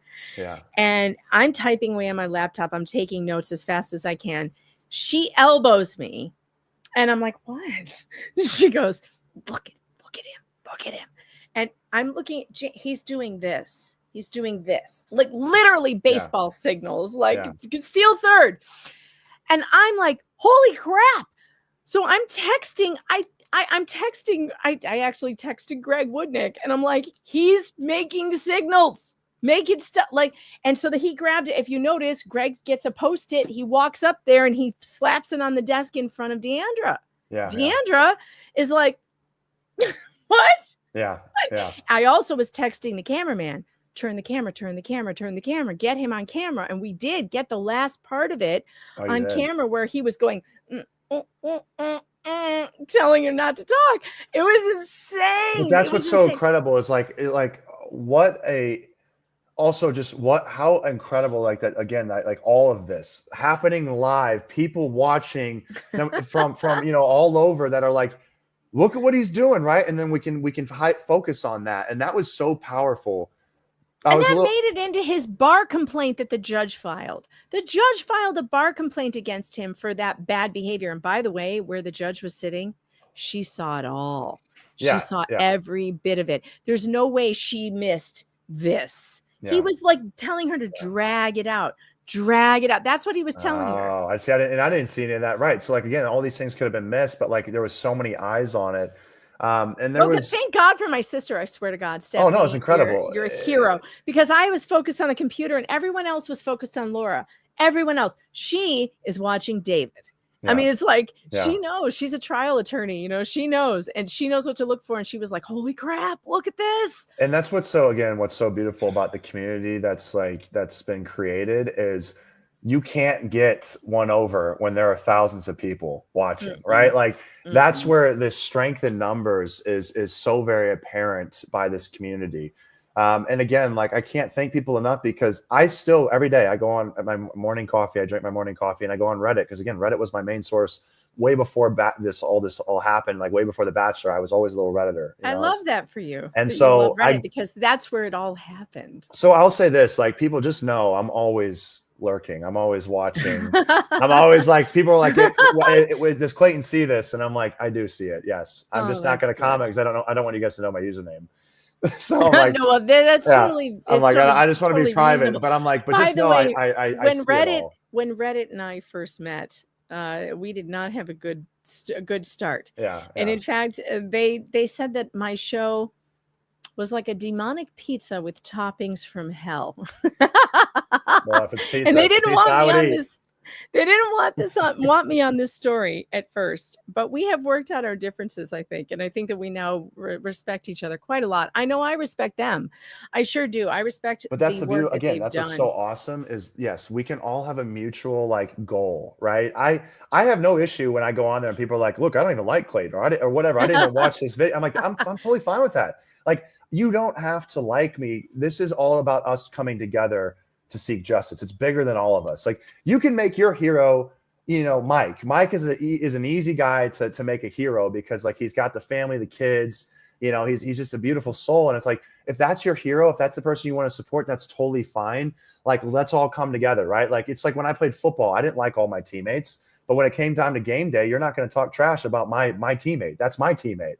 I'm going to kick his ass after this, but you're not going to kick his ass. And if you try, I'm going to kick your ass, right? So like, that's where we're all grouped together for a greater good. And like, that's what this is. And so I'm like, I don't have any issue. Not everyone has to like me. I'm not out to try to convince everyone to like me anyways. And I'm totally fine with it. When I see that, I just laugh. I'm like, it's funny. People like go out of their way to be like, I don't even like Clayton. I'm like, you don't have to say that, but I guess sure, fine. Like if you want to say that, that's totally fine. You don't I have like to you very much. Well, again, I don't need. I was like, I really at the end of the day, I don't need you to like me. But if you're willing to like help us, that's totally fine. Come on board, right? Like if I'm not your cup of tea, that's fine. Just come on board. We can, we could use your help, right? Because like you might have just written that last letter that we needed for Rachel Mitchell to be like, if I don't do this, I'm gonna get, there's gonna be a firestorm.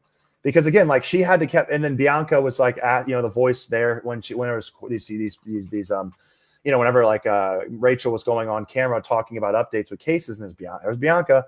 Hey, you're getting all these messages, and Rachel's like, yeah, I keep getting all these that we're on it. I'm getting all these postcards and all these these messages, and it's like that. Yeah, it was probably they were like, gosh, we have to take this up.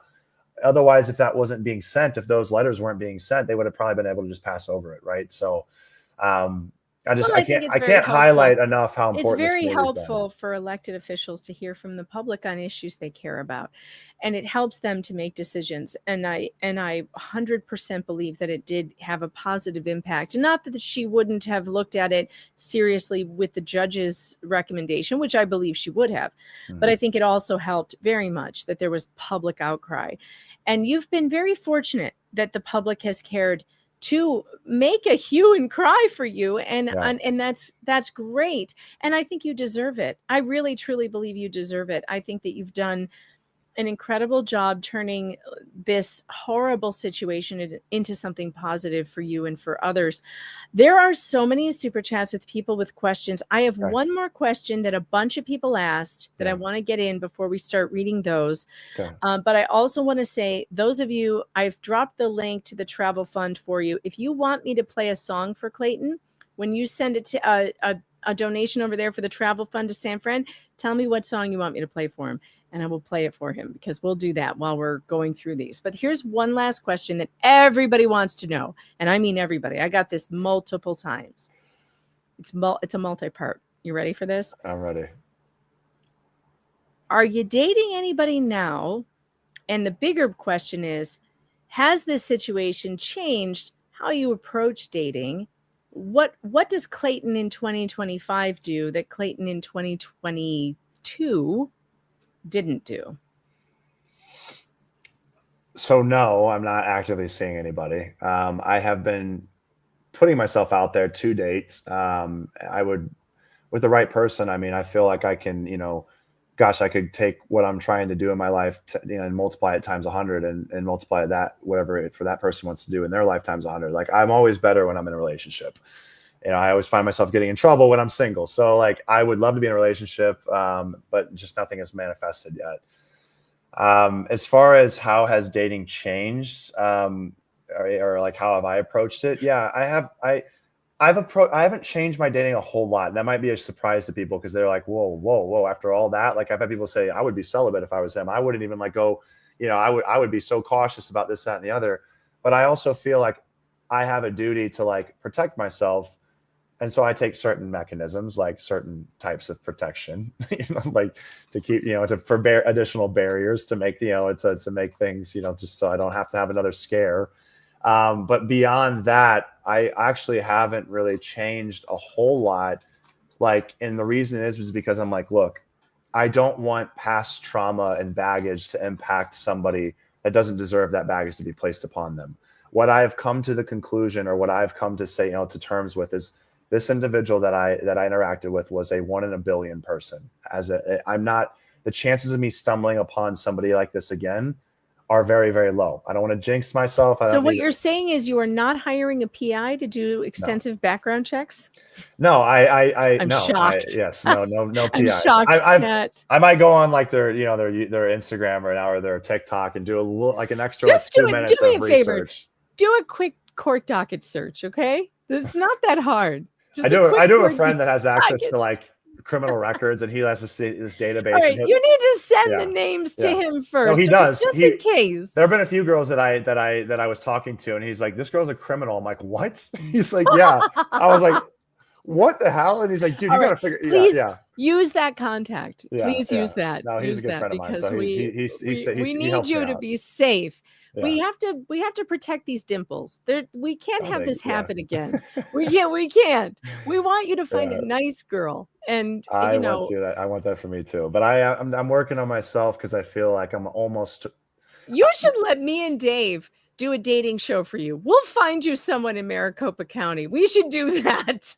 I mean, look, we will vet them. We will do criminal background checks. We will set you up on dates. I know we can do this. I know we can. Yeah. And I'm sure. I mean, again, you'd be surprised. I know what the power of the internet can do. So I'm open. The right person. I mean, the ladies in my chat want to know if you like golden bachelorettes. I have been known to have a conversation with someone a few years older than me. Well, because here's the thing. What's nice about those individuals is some of them. They just can't. They just can't get pregnant. They can't get pregnant, so I don't have to worry about it. I knew that's where you were going with that. I was debating if I wanted to say that. I was like, oh gosh, you're not wrong. But you're not wrong. Well, I'm they don't want to have it. I'm 32. How old are you?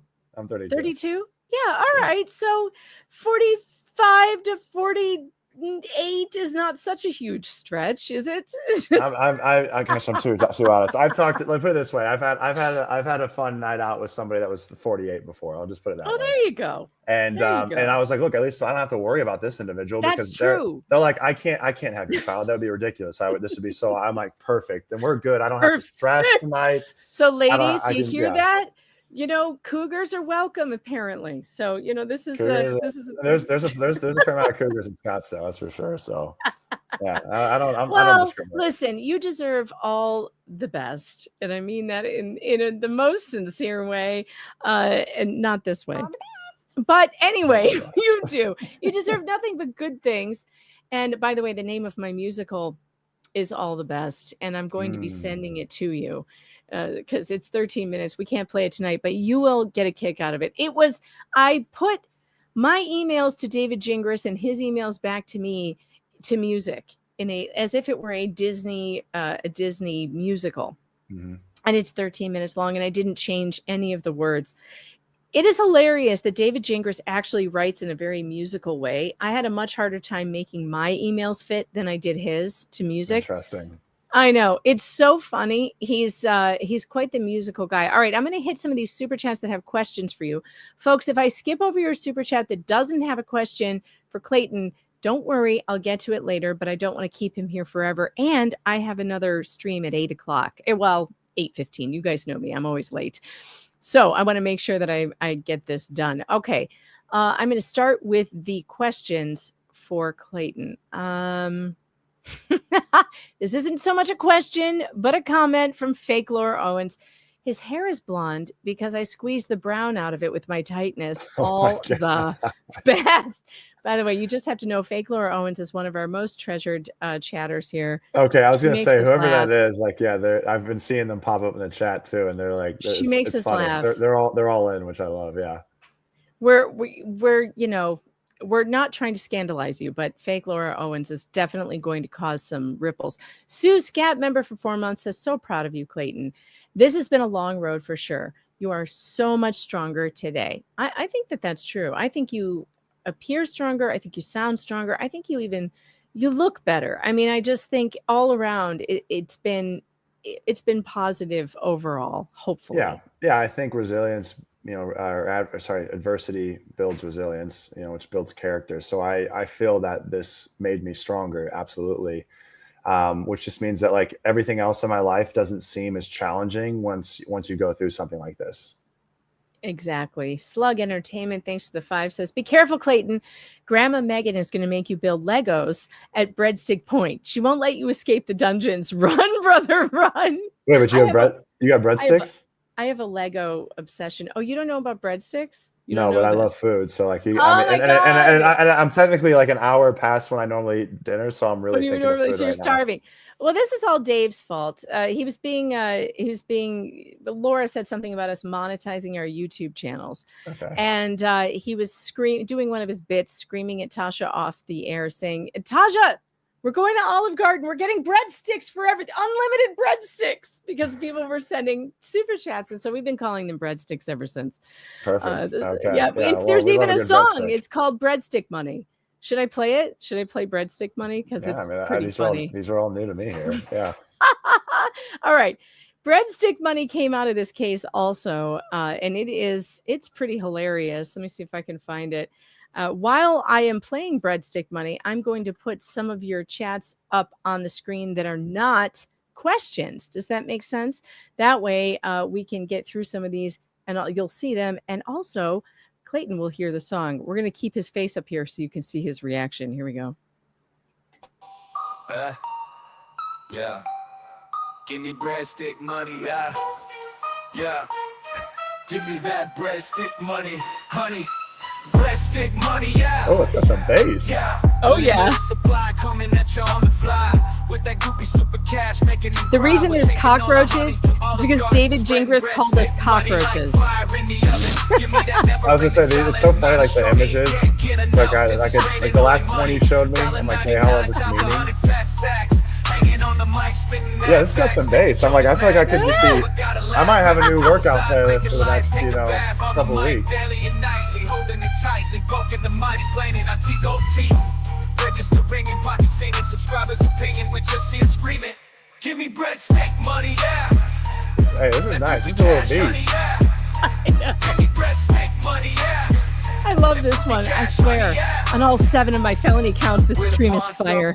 Swimming around, diving deep for the truth that's buried underground. Short, skinny jeans, latte in the blender. Swiping through the news, it's so fake. I cannot believe. Yeah, I can't believe that AI has the capability now. Breaking big news like some Upper East Enders. No rolls, no Benz, no Lambo budget. 2 pounders for the breadstick money, yeah. Give me that poopy cash, honey, yeah. Money, pregnant breadsticks, Clayton. Money, yeah. Yeah. Oh, Mel loves you. Money, yeah. That poopy cash, honey, yeah. Give me breadstick money, yeah. That poopy cash, honey, yeah.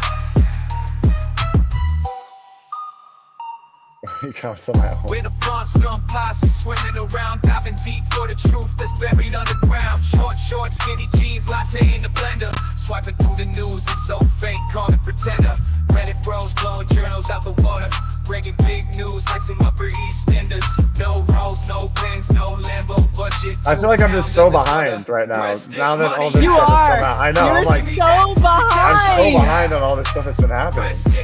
You're so behind. We gotta catch you I up. was in the know. Yeah, Warhammer 40K. Someone, I have no idea what that is. Don't pay attention to Slug. Okay. No one does. Jeff.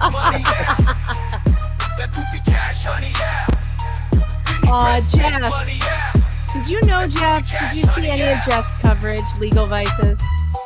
Yeah, I recognize the name, yeah. We lost him last December. Oh, gosh. He died of a heart attack in Seoul, where he was vacationing. Well, he lived in Busan in Korea. Jeff, he's right here. This is Jeff. This is Jeff. Now I recognize him. Yeah, and that's Jeff too. That was his avatar. He loved this case, Clayton. He would have loved you. The chat and I were talking earlier. There was a little orb flying around in my lights for a while. Jeff does that occasionally when he wants to be made known on the stream. He comes and he flies around. Yeah. Hey, And he loves this. He loved this case. He loved you. He thought that, he did such great coverage on it. If you want to really enjoy some of the coverage, go to Legal Vices and watch some of his playlist on Laura Owens. That man, God, I miss him. I miss him so much. I can't even tell you. He's like my best friend. And well, he seemed like such a genuine soul from I'd seen a couple clips. And yeah, it just seemed like a very kind human being and has a certain charisma about him. Yeah, that with the hat. Oh. I mean, yeah. His son Connor, I met him at the funeral, and his family didn't know about his YouTube channel. They didn't know that Jeff was like, oh, he had a little news. secret YouTube channel. That's fun. He did, and they didn't know. His son didn't know that he had this other YouTube family. He had, we got him to over 100,000 subscribers, and his son has now been, welcomed in, and he has a channel now. And Connor has his channel is called Vice Baby. So that's incredible. We love Connor, and I haven't seen him tonight, but I'm sure he's around. Robin Richardson says, we love Clayton. And Robin is your psychic girlfriend. She's so much fun. She's done a lot of, you should watch some of the stuff she's done on Jan. It is so weird because it's like, it's right into what you're saying. Yeah, you're saying that earlier you were stating that she had called it, with like the accomplice. And yeah, I mean, it's incredible because again, like that you can, I've seen some people that have been on the money, like with limited information. Obviously I, have my own information and what I'm tipped off on. And it's like some of these people here, I mean, yes, could be full-time investigators. It's amazing how good they are. Carol Welch says he's yummy. Thanks for the 5, Carol. This is great. Yeah, I love that. We're just stroking the ego right now, guys. Thank you. Oh, they love you, and why shouldn't they? You're adorable, and your parents ought to be proud because Clayton, you're a decent human being, and none of this should have ever happened.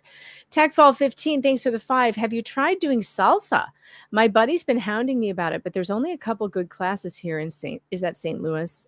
Yeah, still. Yeah. Have you done salsa?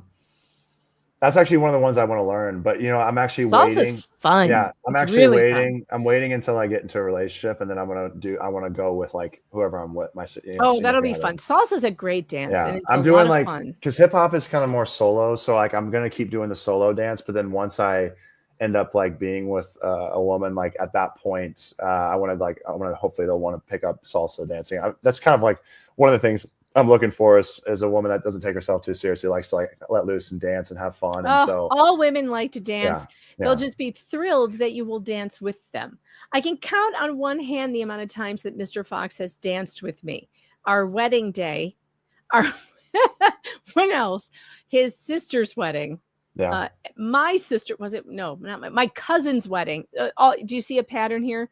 Weddings. Yeah. Weddings, yeah. So you just need more people to get married as well. Yeah, that's the secret sauce. But Mr. Fox does have an excuse. He has a knee problem. He's had a reconstructive surgery on the knee. So dancing does not feel good. No, that's hard. I have cartilage damage in both my knees, which is why if you would. Do you really? Boy, you can move though. Well, that's why, but you won't see me ever like drop down and do like a lot of knee bend. Like that's on purpose because my knees are shot. Like my cartilage is completely just worn off on my patellas. At least, so like I feel like sharp pain when I dance. So that's why you'll never really see me do like I'm working with what I have. That's why I avoid doing a lot of knee bend. Yeah. I would never have known that you had knee pain. I mean, you must be wearing good shoes then because I just don't bend my knees really. I really don't bend my knees when I dance. Like makes me more stiff. For that. Yeah, like I bend them a little bit, but like I can't bend past 30 degrees without like searing pain. So I work around it by telling my instructors, like, can you do this? I'm like, no. Can you do this? Yeah. So then we just avoid it. Yeah.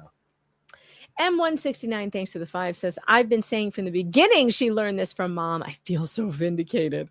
Yeah. I think a lot of people are honing in on Jan and the weirdness there. Fake Laura Owens, thanks to the 5. By the way, I can never vouch for what fake Laura Owens says. I never know how bad it's going to be until I read it. My daughter is her own woman and I have no effect on her. Mom, stop. It's logged in as me still. Oh, shit. The voice to text is on. we got to love the unknown. That's what she brings, the unknown, which is great. great. It's The like keep unknown. you on your toes. Oh, fake Laura Owens. We already had a comeback There's story. It was one. all over my back. There you See? go. There's a perfect See? example. It's not me. It's her. I can't. There's nothing here, I would say. K-Dubs, thanks for the 5. If Clayton was a jerk, JFC would have found it by now. That is so true. Dang it, that's true. And that umbrella guy, by the way, has been in the chat. I don't know if you know Tug, but Tug is my co-host. We have a show together. Okay. And he's an internet legend, actually. This man is, and he was mentioned in the Johnny Depp trial as being the source that Johnny's lawyer went to, and he was, and it was when they mentioned him in the trial, we all went, "Oh my God, it's Tug!" It was so funny. No, that's I've heard a lot of great things, and I've seen obviously his name pop up because that umbrella guy's a unique name in general. So yeah, I've heard. Loves your case too. He's been behind you 100%. I got him into it way back when, and we covered it together. He has, in fact, he wanted me to tell you he's inviting you on the show if you ever want to come on, and he's got a much bigger channel than I do. Yeah, I'd be happy to. I mean, I think like something recently that I had started to see, which also is like why I'm grateful you let me come on here, was I tried to like, I've been trying as much as possible to show people like, look, I only was on reality television for like a total of maybe 3 months of my life, but I've been a regular human being for the rest of it. Right. So like that part of it, sometimes it's hard for me because I had someone say, hey, I just feel like you're not, I think people look at you and they say like, oh, I can't really relate to him because he's a celebrity. I'm like, no, like I want people to see me as what I am, which is like, don't put me on a pedestal. Don't kick me in the corner. Just put me in the middle somewhere. Like, I was like, I'm not perfect. I'm not a monster. I'm just human. Like, and that's what I'm trying to convey. So I'm like, everything I do, I'm not trying to appear as sexy as possible on social media. I'm just trying to appear as real, as authentic. Like, for all the awkwardness and the weirdness and the cringiness and the fun and all of it, I'm like, I'm all of this. Like, I'm not trying to be polished. I'm just trying to be human. Like, I want people to see that, like, this is what a human, can look like, is a little rough around the edges here and there, but like means well. And like, that's all it is. So I realize though that sometimes like I don't put myself out there as much because I try to like balance my life, and I'm like, I don't want to like be too invested in this and then drain and pull me down. But it's like there is a community of people that does support me, and I want them to know I'm grateful, and I also want them to know like, hey, if I can humanize myself more by having these conversations, then I'll have them all day, because that's what I'm really trying to do. I'm like, guys, I'm not this celebrity. Like, it's been like I was only 3 months of my life. The other 32 years of my life, like I've just been a human like everybody else, just trying to figure it out. So I'm grateful like to come on here today because I feel like I was able to share a lot. And then like, yeah, I'll go on any other shows to like further that, to be able to like just show people like he's just a dude from Missouri. Tug will love to hear that, because Tug, he's a lot of fun to talk to too. So you'll enjoy it. Sharon Cabana, thanks for the 20. Girl, it's good to see you. I haven't seen you in ages. She says, Megan, you look gorgeous. Well, thank you. It's been a minute, but good to be here. Yeah, I haven't seen you in a while. It's good that you're here. Fake Laura Owens, thanks for the 5. WTF, yes, we are dating. Probably does think that, yeah. Yeah, probably does actually think that, yeah. Move to the UK, Clayton. I can promise empathy and safe fun.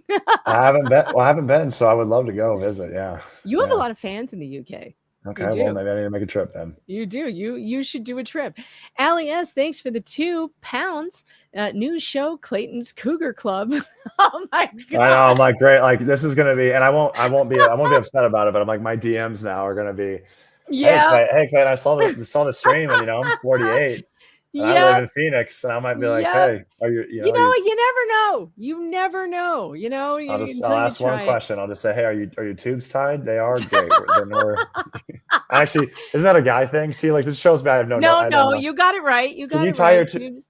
Yes. For the women tie their tubes. Yes. The men get the snip. Vasectomies. Maybe that's what I need to do. Well, no, I want kids, so I can't get a snip. But yeah. Fake Laura Owens, thanks for the 5. Technically, when you date me, you're also dating my mom. So that's like a 95-year-old. Yeah, that's one of them I don't want to date. That would be a turn of a century if I showed up all of a sudden paparazzi and I'm hand in hand with Jan. Oh my gosh. Wendy, hey, thanks for the 2. Breadstick money. Thank you. I appreciate that. That was a fun song. Al is seen stitching quilts and floss, became a YouTube member. Well, welcome to the Fox Den. It's weird here, but you'll get used to it. I promise. And Yeah, Alice, Yeah, that's what we were just talking about. She's like, wait, what? What are we talking about here? 48-year-olds and tube dying? well, no one could blame you, right? No one could blame you for wanting. No, I get a someone who pass maybe now. could- Yeah, I get a pass. You guys gotta give me a pass You for get that. a at least, pass. yeah. You get a pass. Next false accusation, I get a pass, and hopefully I don't get You one. totally get a pass. But at least if I get hit with one, I'll be like, guys, let's just all wait for Clayton to Everyone just post on wait. his page, because if I Mhm. did something wrong, I would admit it. So like, I think It's I get a true. little bit of a pass for that. Al, thanks for the super sticker. I appreciate that. We've got some super tips to get to as well. Don't get it twisted. I said super tips. I did not say super tits this time. That Oh, could you had a change. slip up last time. I Oh, know I gosh. did. I did. Well, I that'd be a way to it's- end it. Yeah, that'd be a way It's to been end a it shit live. show ever since. And Okay. that's probably going to be in this next one. Thanks, Rosalind Duke, for the 12. Settle down, chat. He isn't that easy to catch. You need get a handle on yourself, you little tramp. Why is it every time I come into chat, you're pushing out your super tits? I'll totally be rage tweeting in 3, 2, 1. Oh my God. I put my dad's voice in there, and the chat has had so much fun with my dad's voice. Okay. You've met my dad. You met my dad at the party. At the party afterwards. Uh, Yeah, okay. And it sounds exactly like him, which is, it's so freaky to me. And fake Laura Owens, thanks for the 5. Oh, we got another one in here. Here we go. Clayton inspired me to get better at a lot of things, especially Photoshop. And she's The arts not- and crafts are epic. She is not good at that even. No, she's I not. called her out. Yeah, I've called her out. Actually, I called on early, which these people haven't seen these emails, but I could see the pixelation where she was like, and she didn't realize that. So then I called her out. I was like, there's pixelation on these images where like you've clearly photoshopped. So yeah, she's always been bad at it. I'm like she didn't think I would zoom in, but I was looking at everything, every word. I'm like, please, because I wanted it to be fake, right? I was like, don't tell me she somehow like spit the out and shoved it up her. Like that's what I thought, and that's what I thought too. I thought maybe she did that when I was still thinking maybe. And Google said it was like a small chance, and that's all she needed. I was like, all she needs is just a little crack in the door to be like, there's a possibility.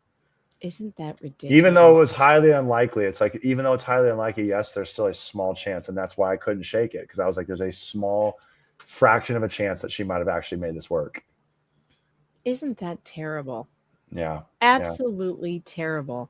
But I thought that too, but then eventually, as more and more information came out, it was like, nope, this bitch has never been pregnant. Absolutely. No, as more stuff not. popped up, and then people again like were finding out like, hey, she's just riding horses this weekend. Look at her stomach's not, there's no pregnant belly.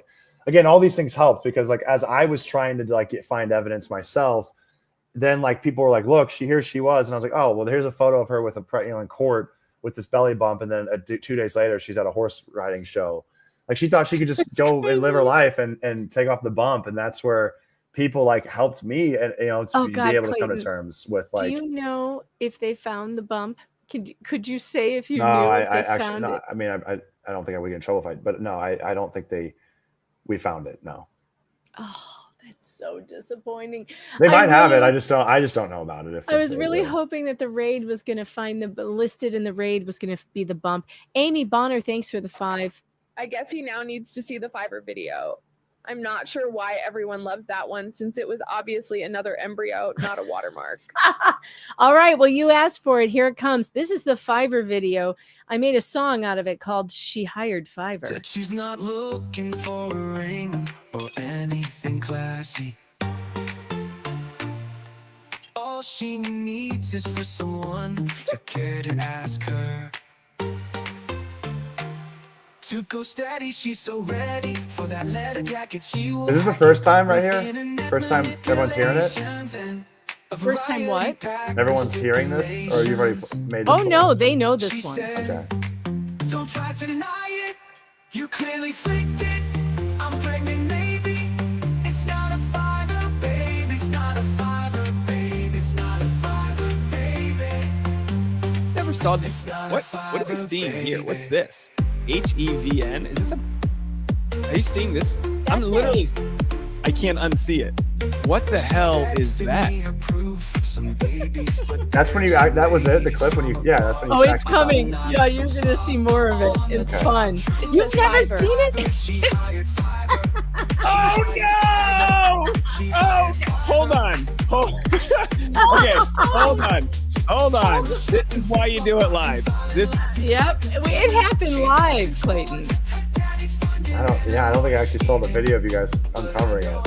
Oh, I'll send it. I knew to you did, but I didn't see the actual stream. It's so good.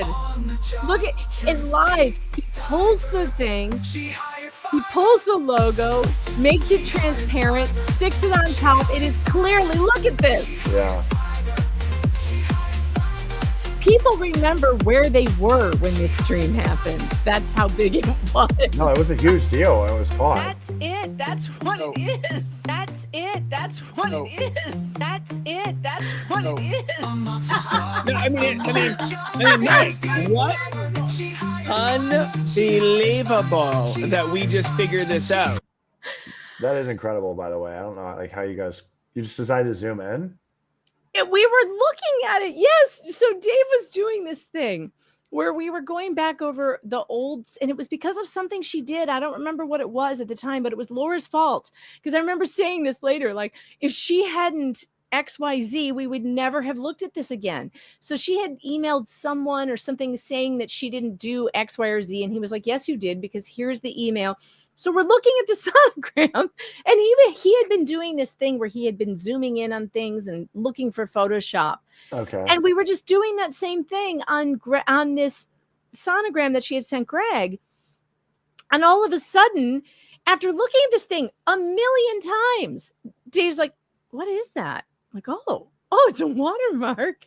What does it say? And the chat figured it out. It was the chat. Somebody in the chat was like, it says Fiverr. And I was reading the chat and I was like, oh, this says Fiverr. That's what it says.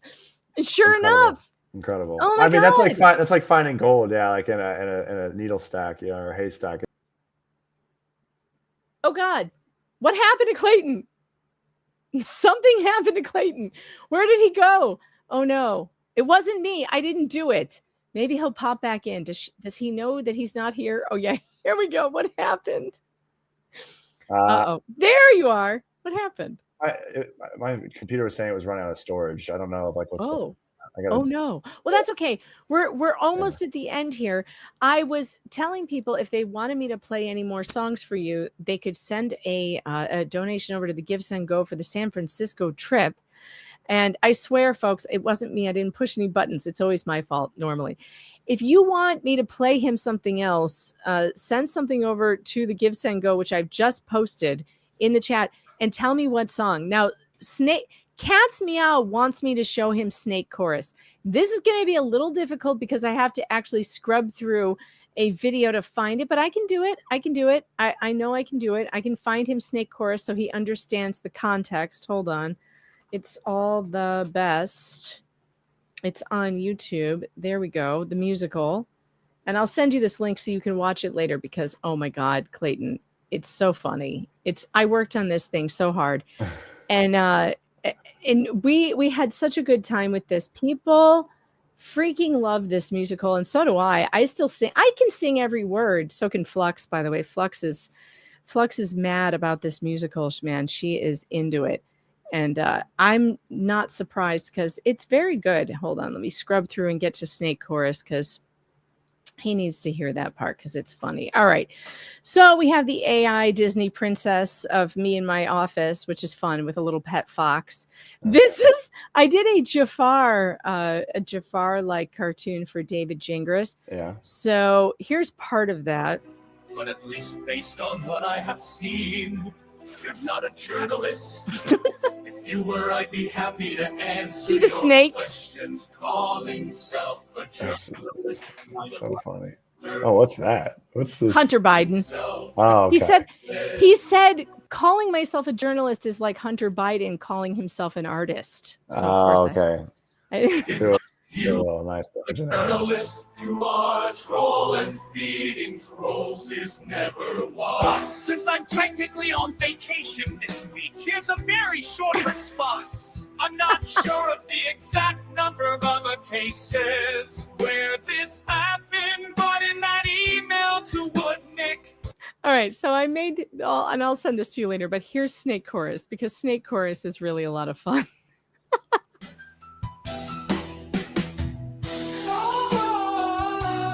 See, the snakes are singing.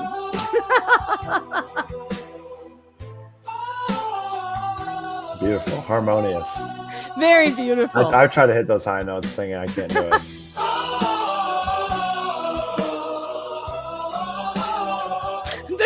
The chat always goes crazy for this. They love it. They just love it.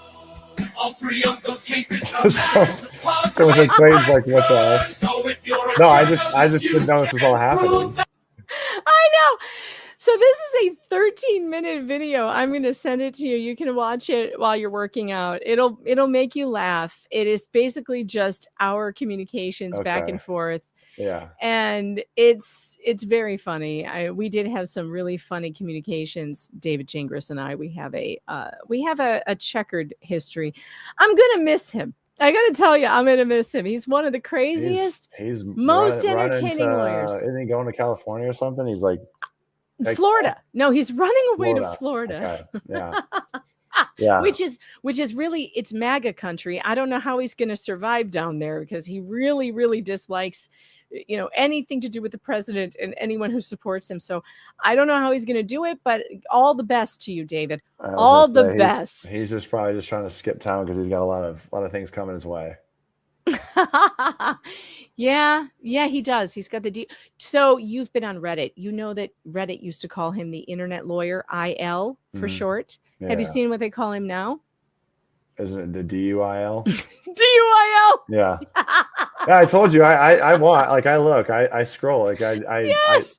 I was shocked that I was like, people are like, which I'm grateful for, but I was like, I thought people would lose steam. It's like, no, people are still in there and carrying this along, which again we need because we have this upcoming court hearing. So it's like the worst thing would happen is to lose steam. It keeps getting dragged out, unfortunately, for the courts. But yeah, no, like I said, every morning I at least pop in there at least once and I click and to see what's being said for the day. Unbelievable. So on the fundraiser for the San Francisco trip, 2 of you have asked me to play for him Minor Perjury. And that is definitely something that I need to do because I have actually updated this song with the new. So when I wrote this song, Clayton, you should know that at the time, we didn't think she was going to go to jail. And so the end at the chorus was, I'm not going to go to jail. There's never going to be any bail. The system ignores liars like me. Well, I had to update it. Because that turned out to not be true now that she's facing significant jail. And so this will be the last one that we play for Clayton today. And I promise you guys, I'll send him the playlist so that he can look at all the music that has come out of this case. I promise I will, but I have to get going because I have another stream literally in like 10 minutes. So here we go. This will be the last one. But Clayton, thank you so much for being here. Yeah, and I really appreciate you. You're welcome back anytime. If you have anything that you want to talk about, anything going on with you, you're welcome here. And we adore you. And we're just so glad that you're doing okay.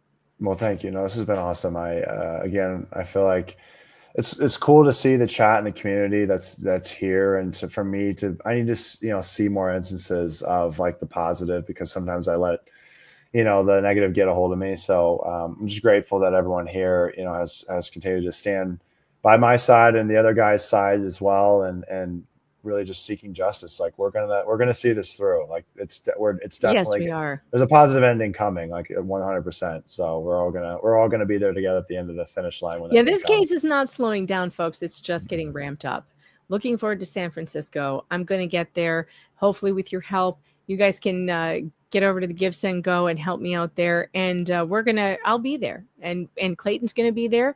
We'll do more interviews there. We'll have live coverage from the courthouse. It's going to be so much better than Maricopa because we're going to get 2 days.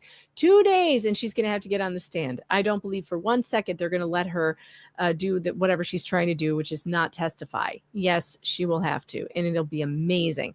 All right, let's watch Minor Perjury, and then we're out of here. That she's not looking for a ring or anything. Wait, that's not Minor Perjury. This is Minor Perjury. Oh, yes, I did. I raised my hand and nodded my head. Nothing but the truth, so help me God. I swore on the Bible, and Dingus gave me the nod. Then I spun a tale so wild, no one could believe. Arts and crafts Fake table scans only Adobe could achieve. with Tug as a cockroach on the keyboard. Story keeps changing, sonograms Someone made that for us, that rearranging, picture. and judges ain't paying Judy. attention to my anything. What do you mean it's a felony? It's just a little minor perjury. When your twins disappear, it's not an emergency. It's just a little minor perjury. It's just a little This minor drove me nuts, by the way, when she perjury. put us in court.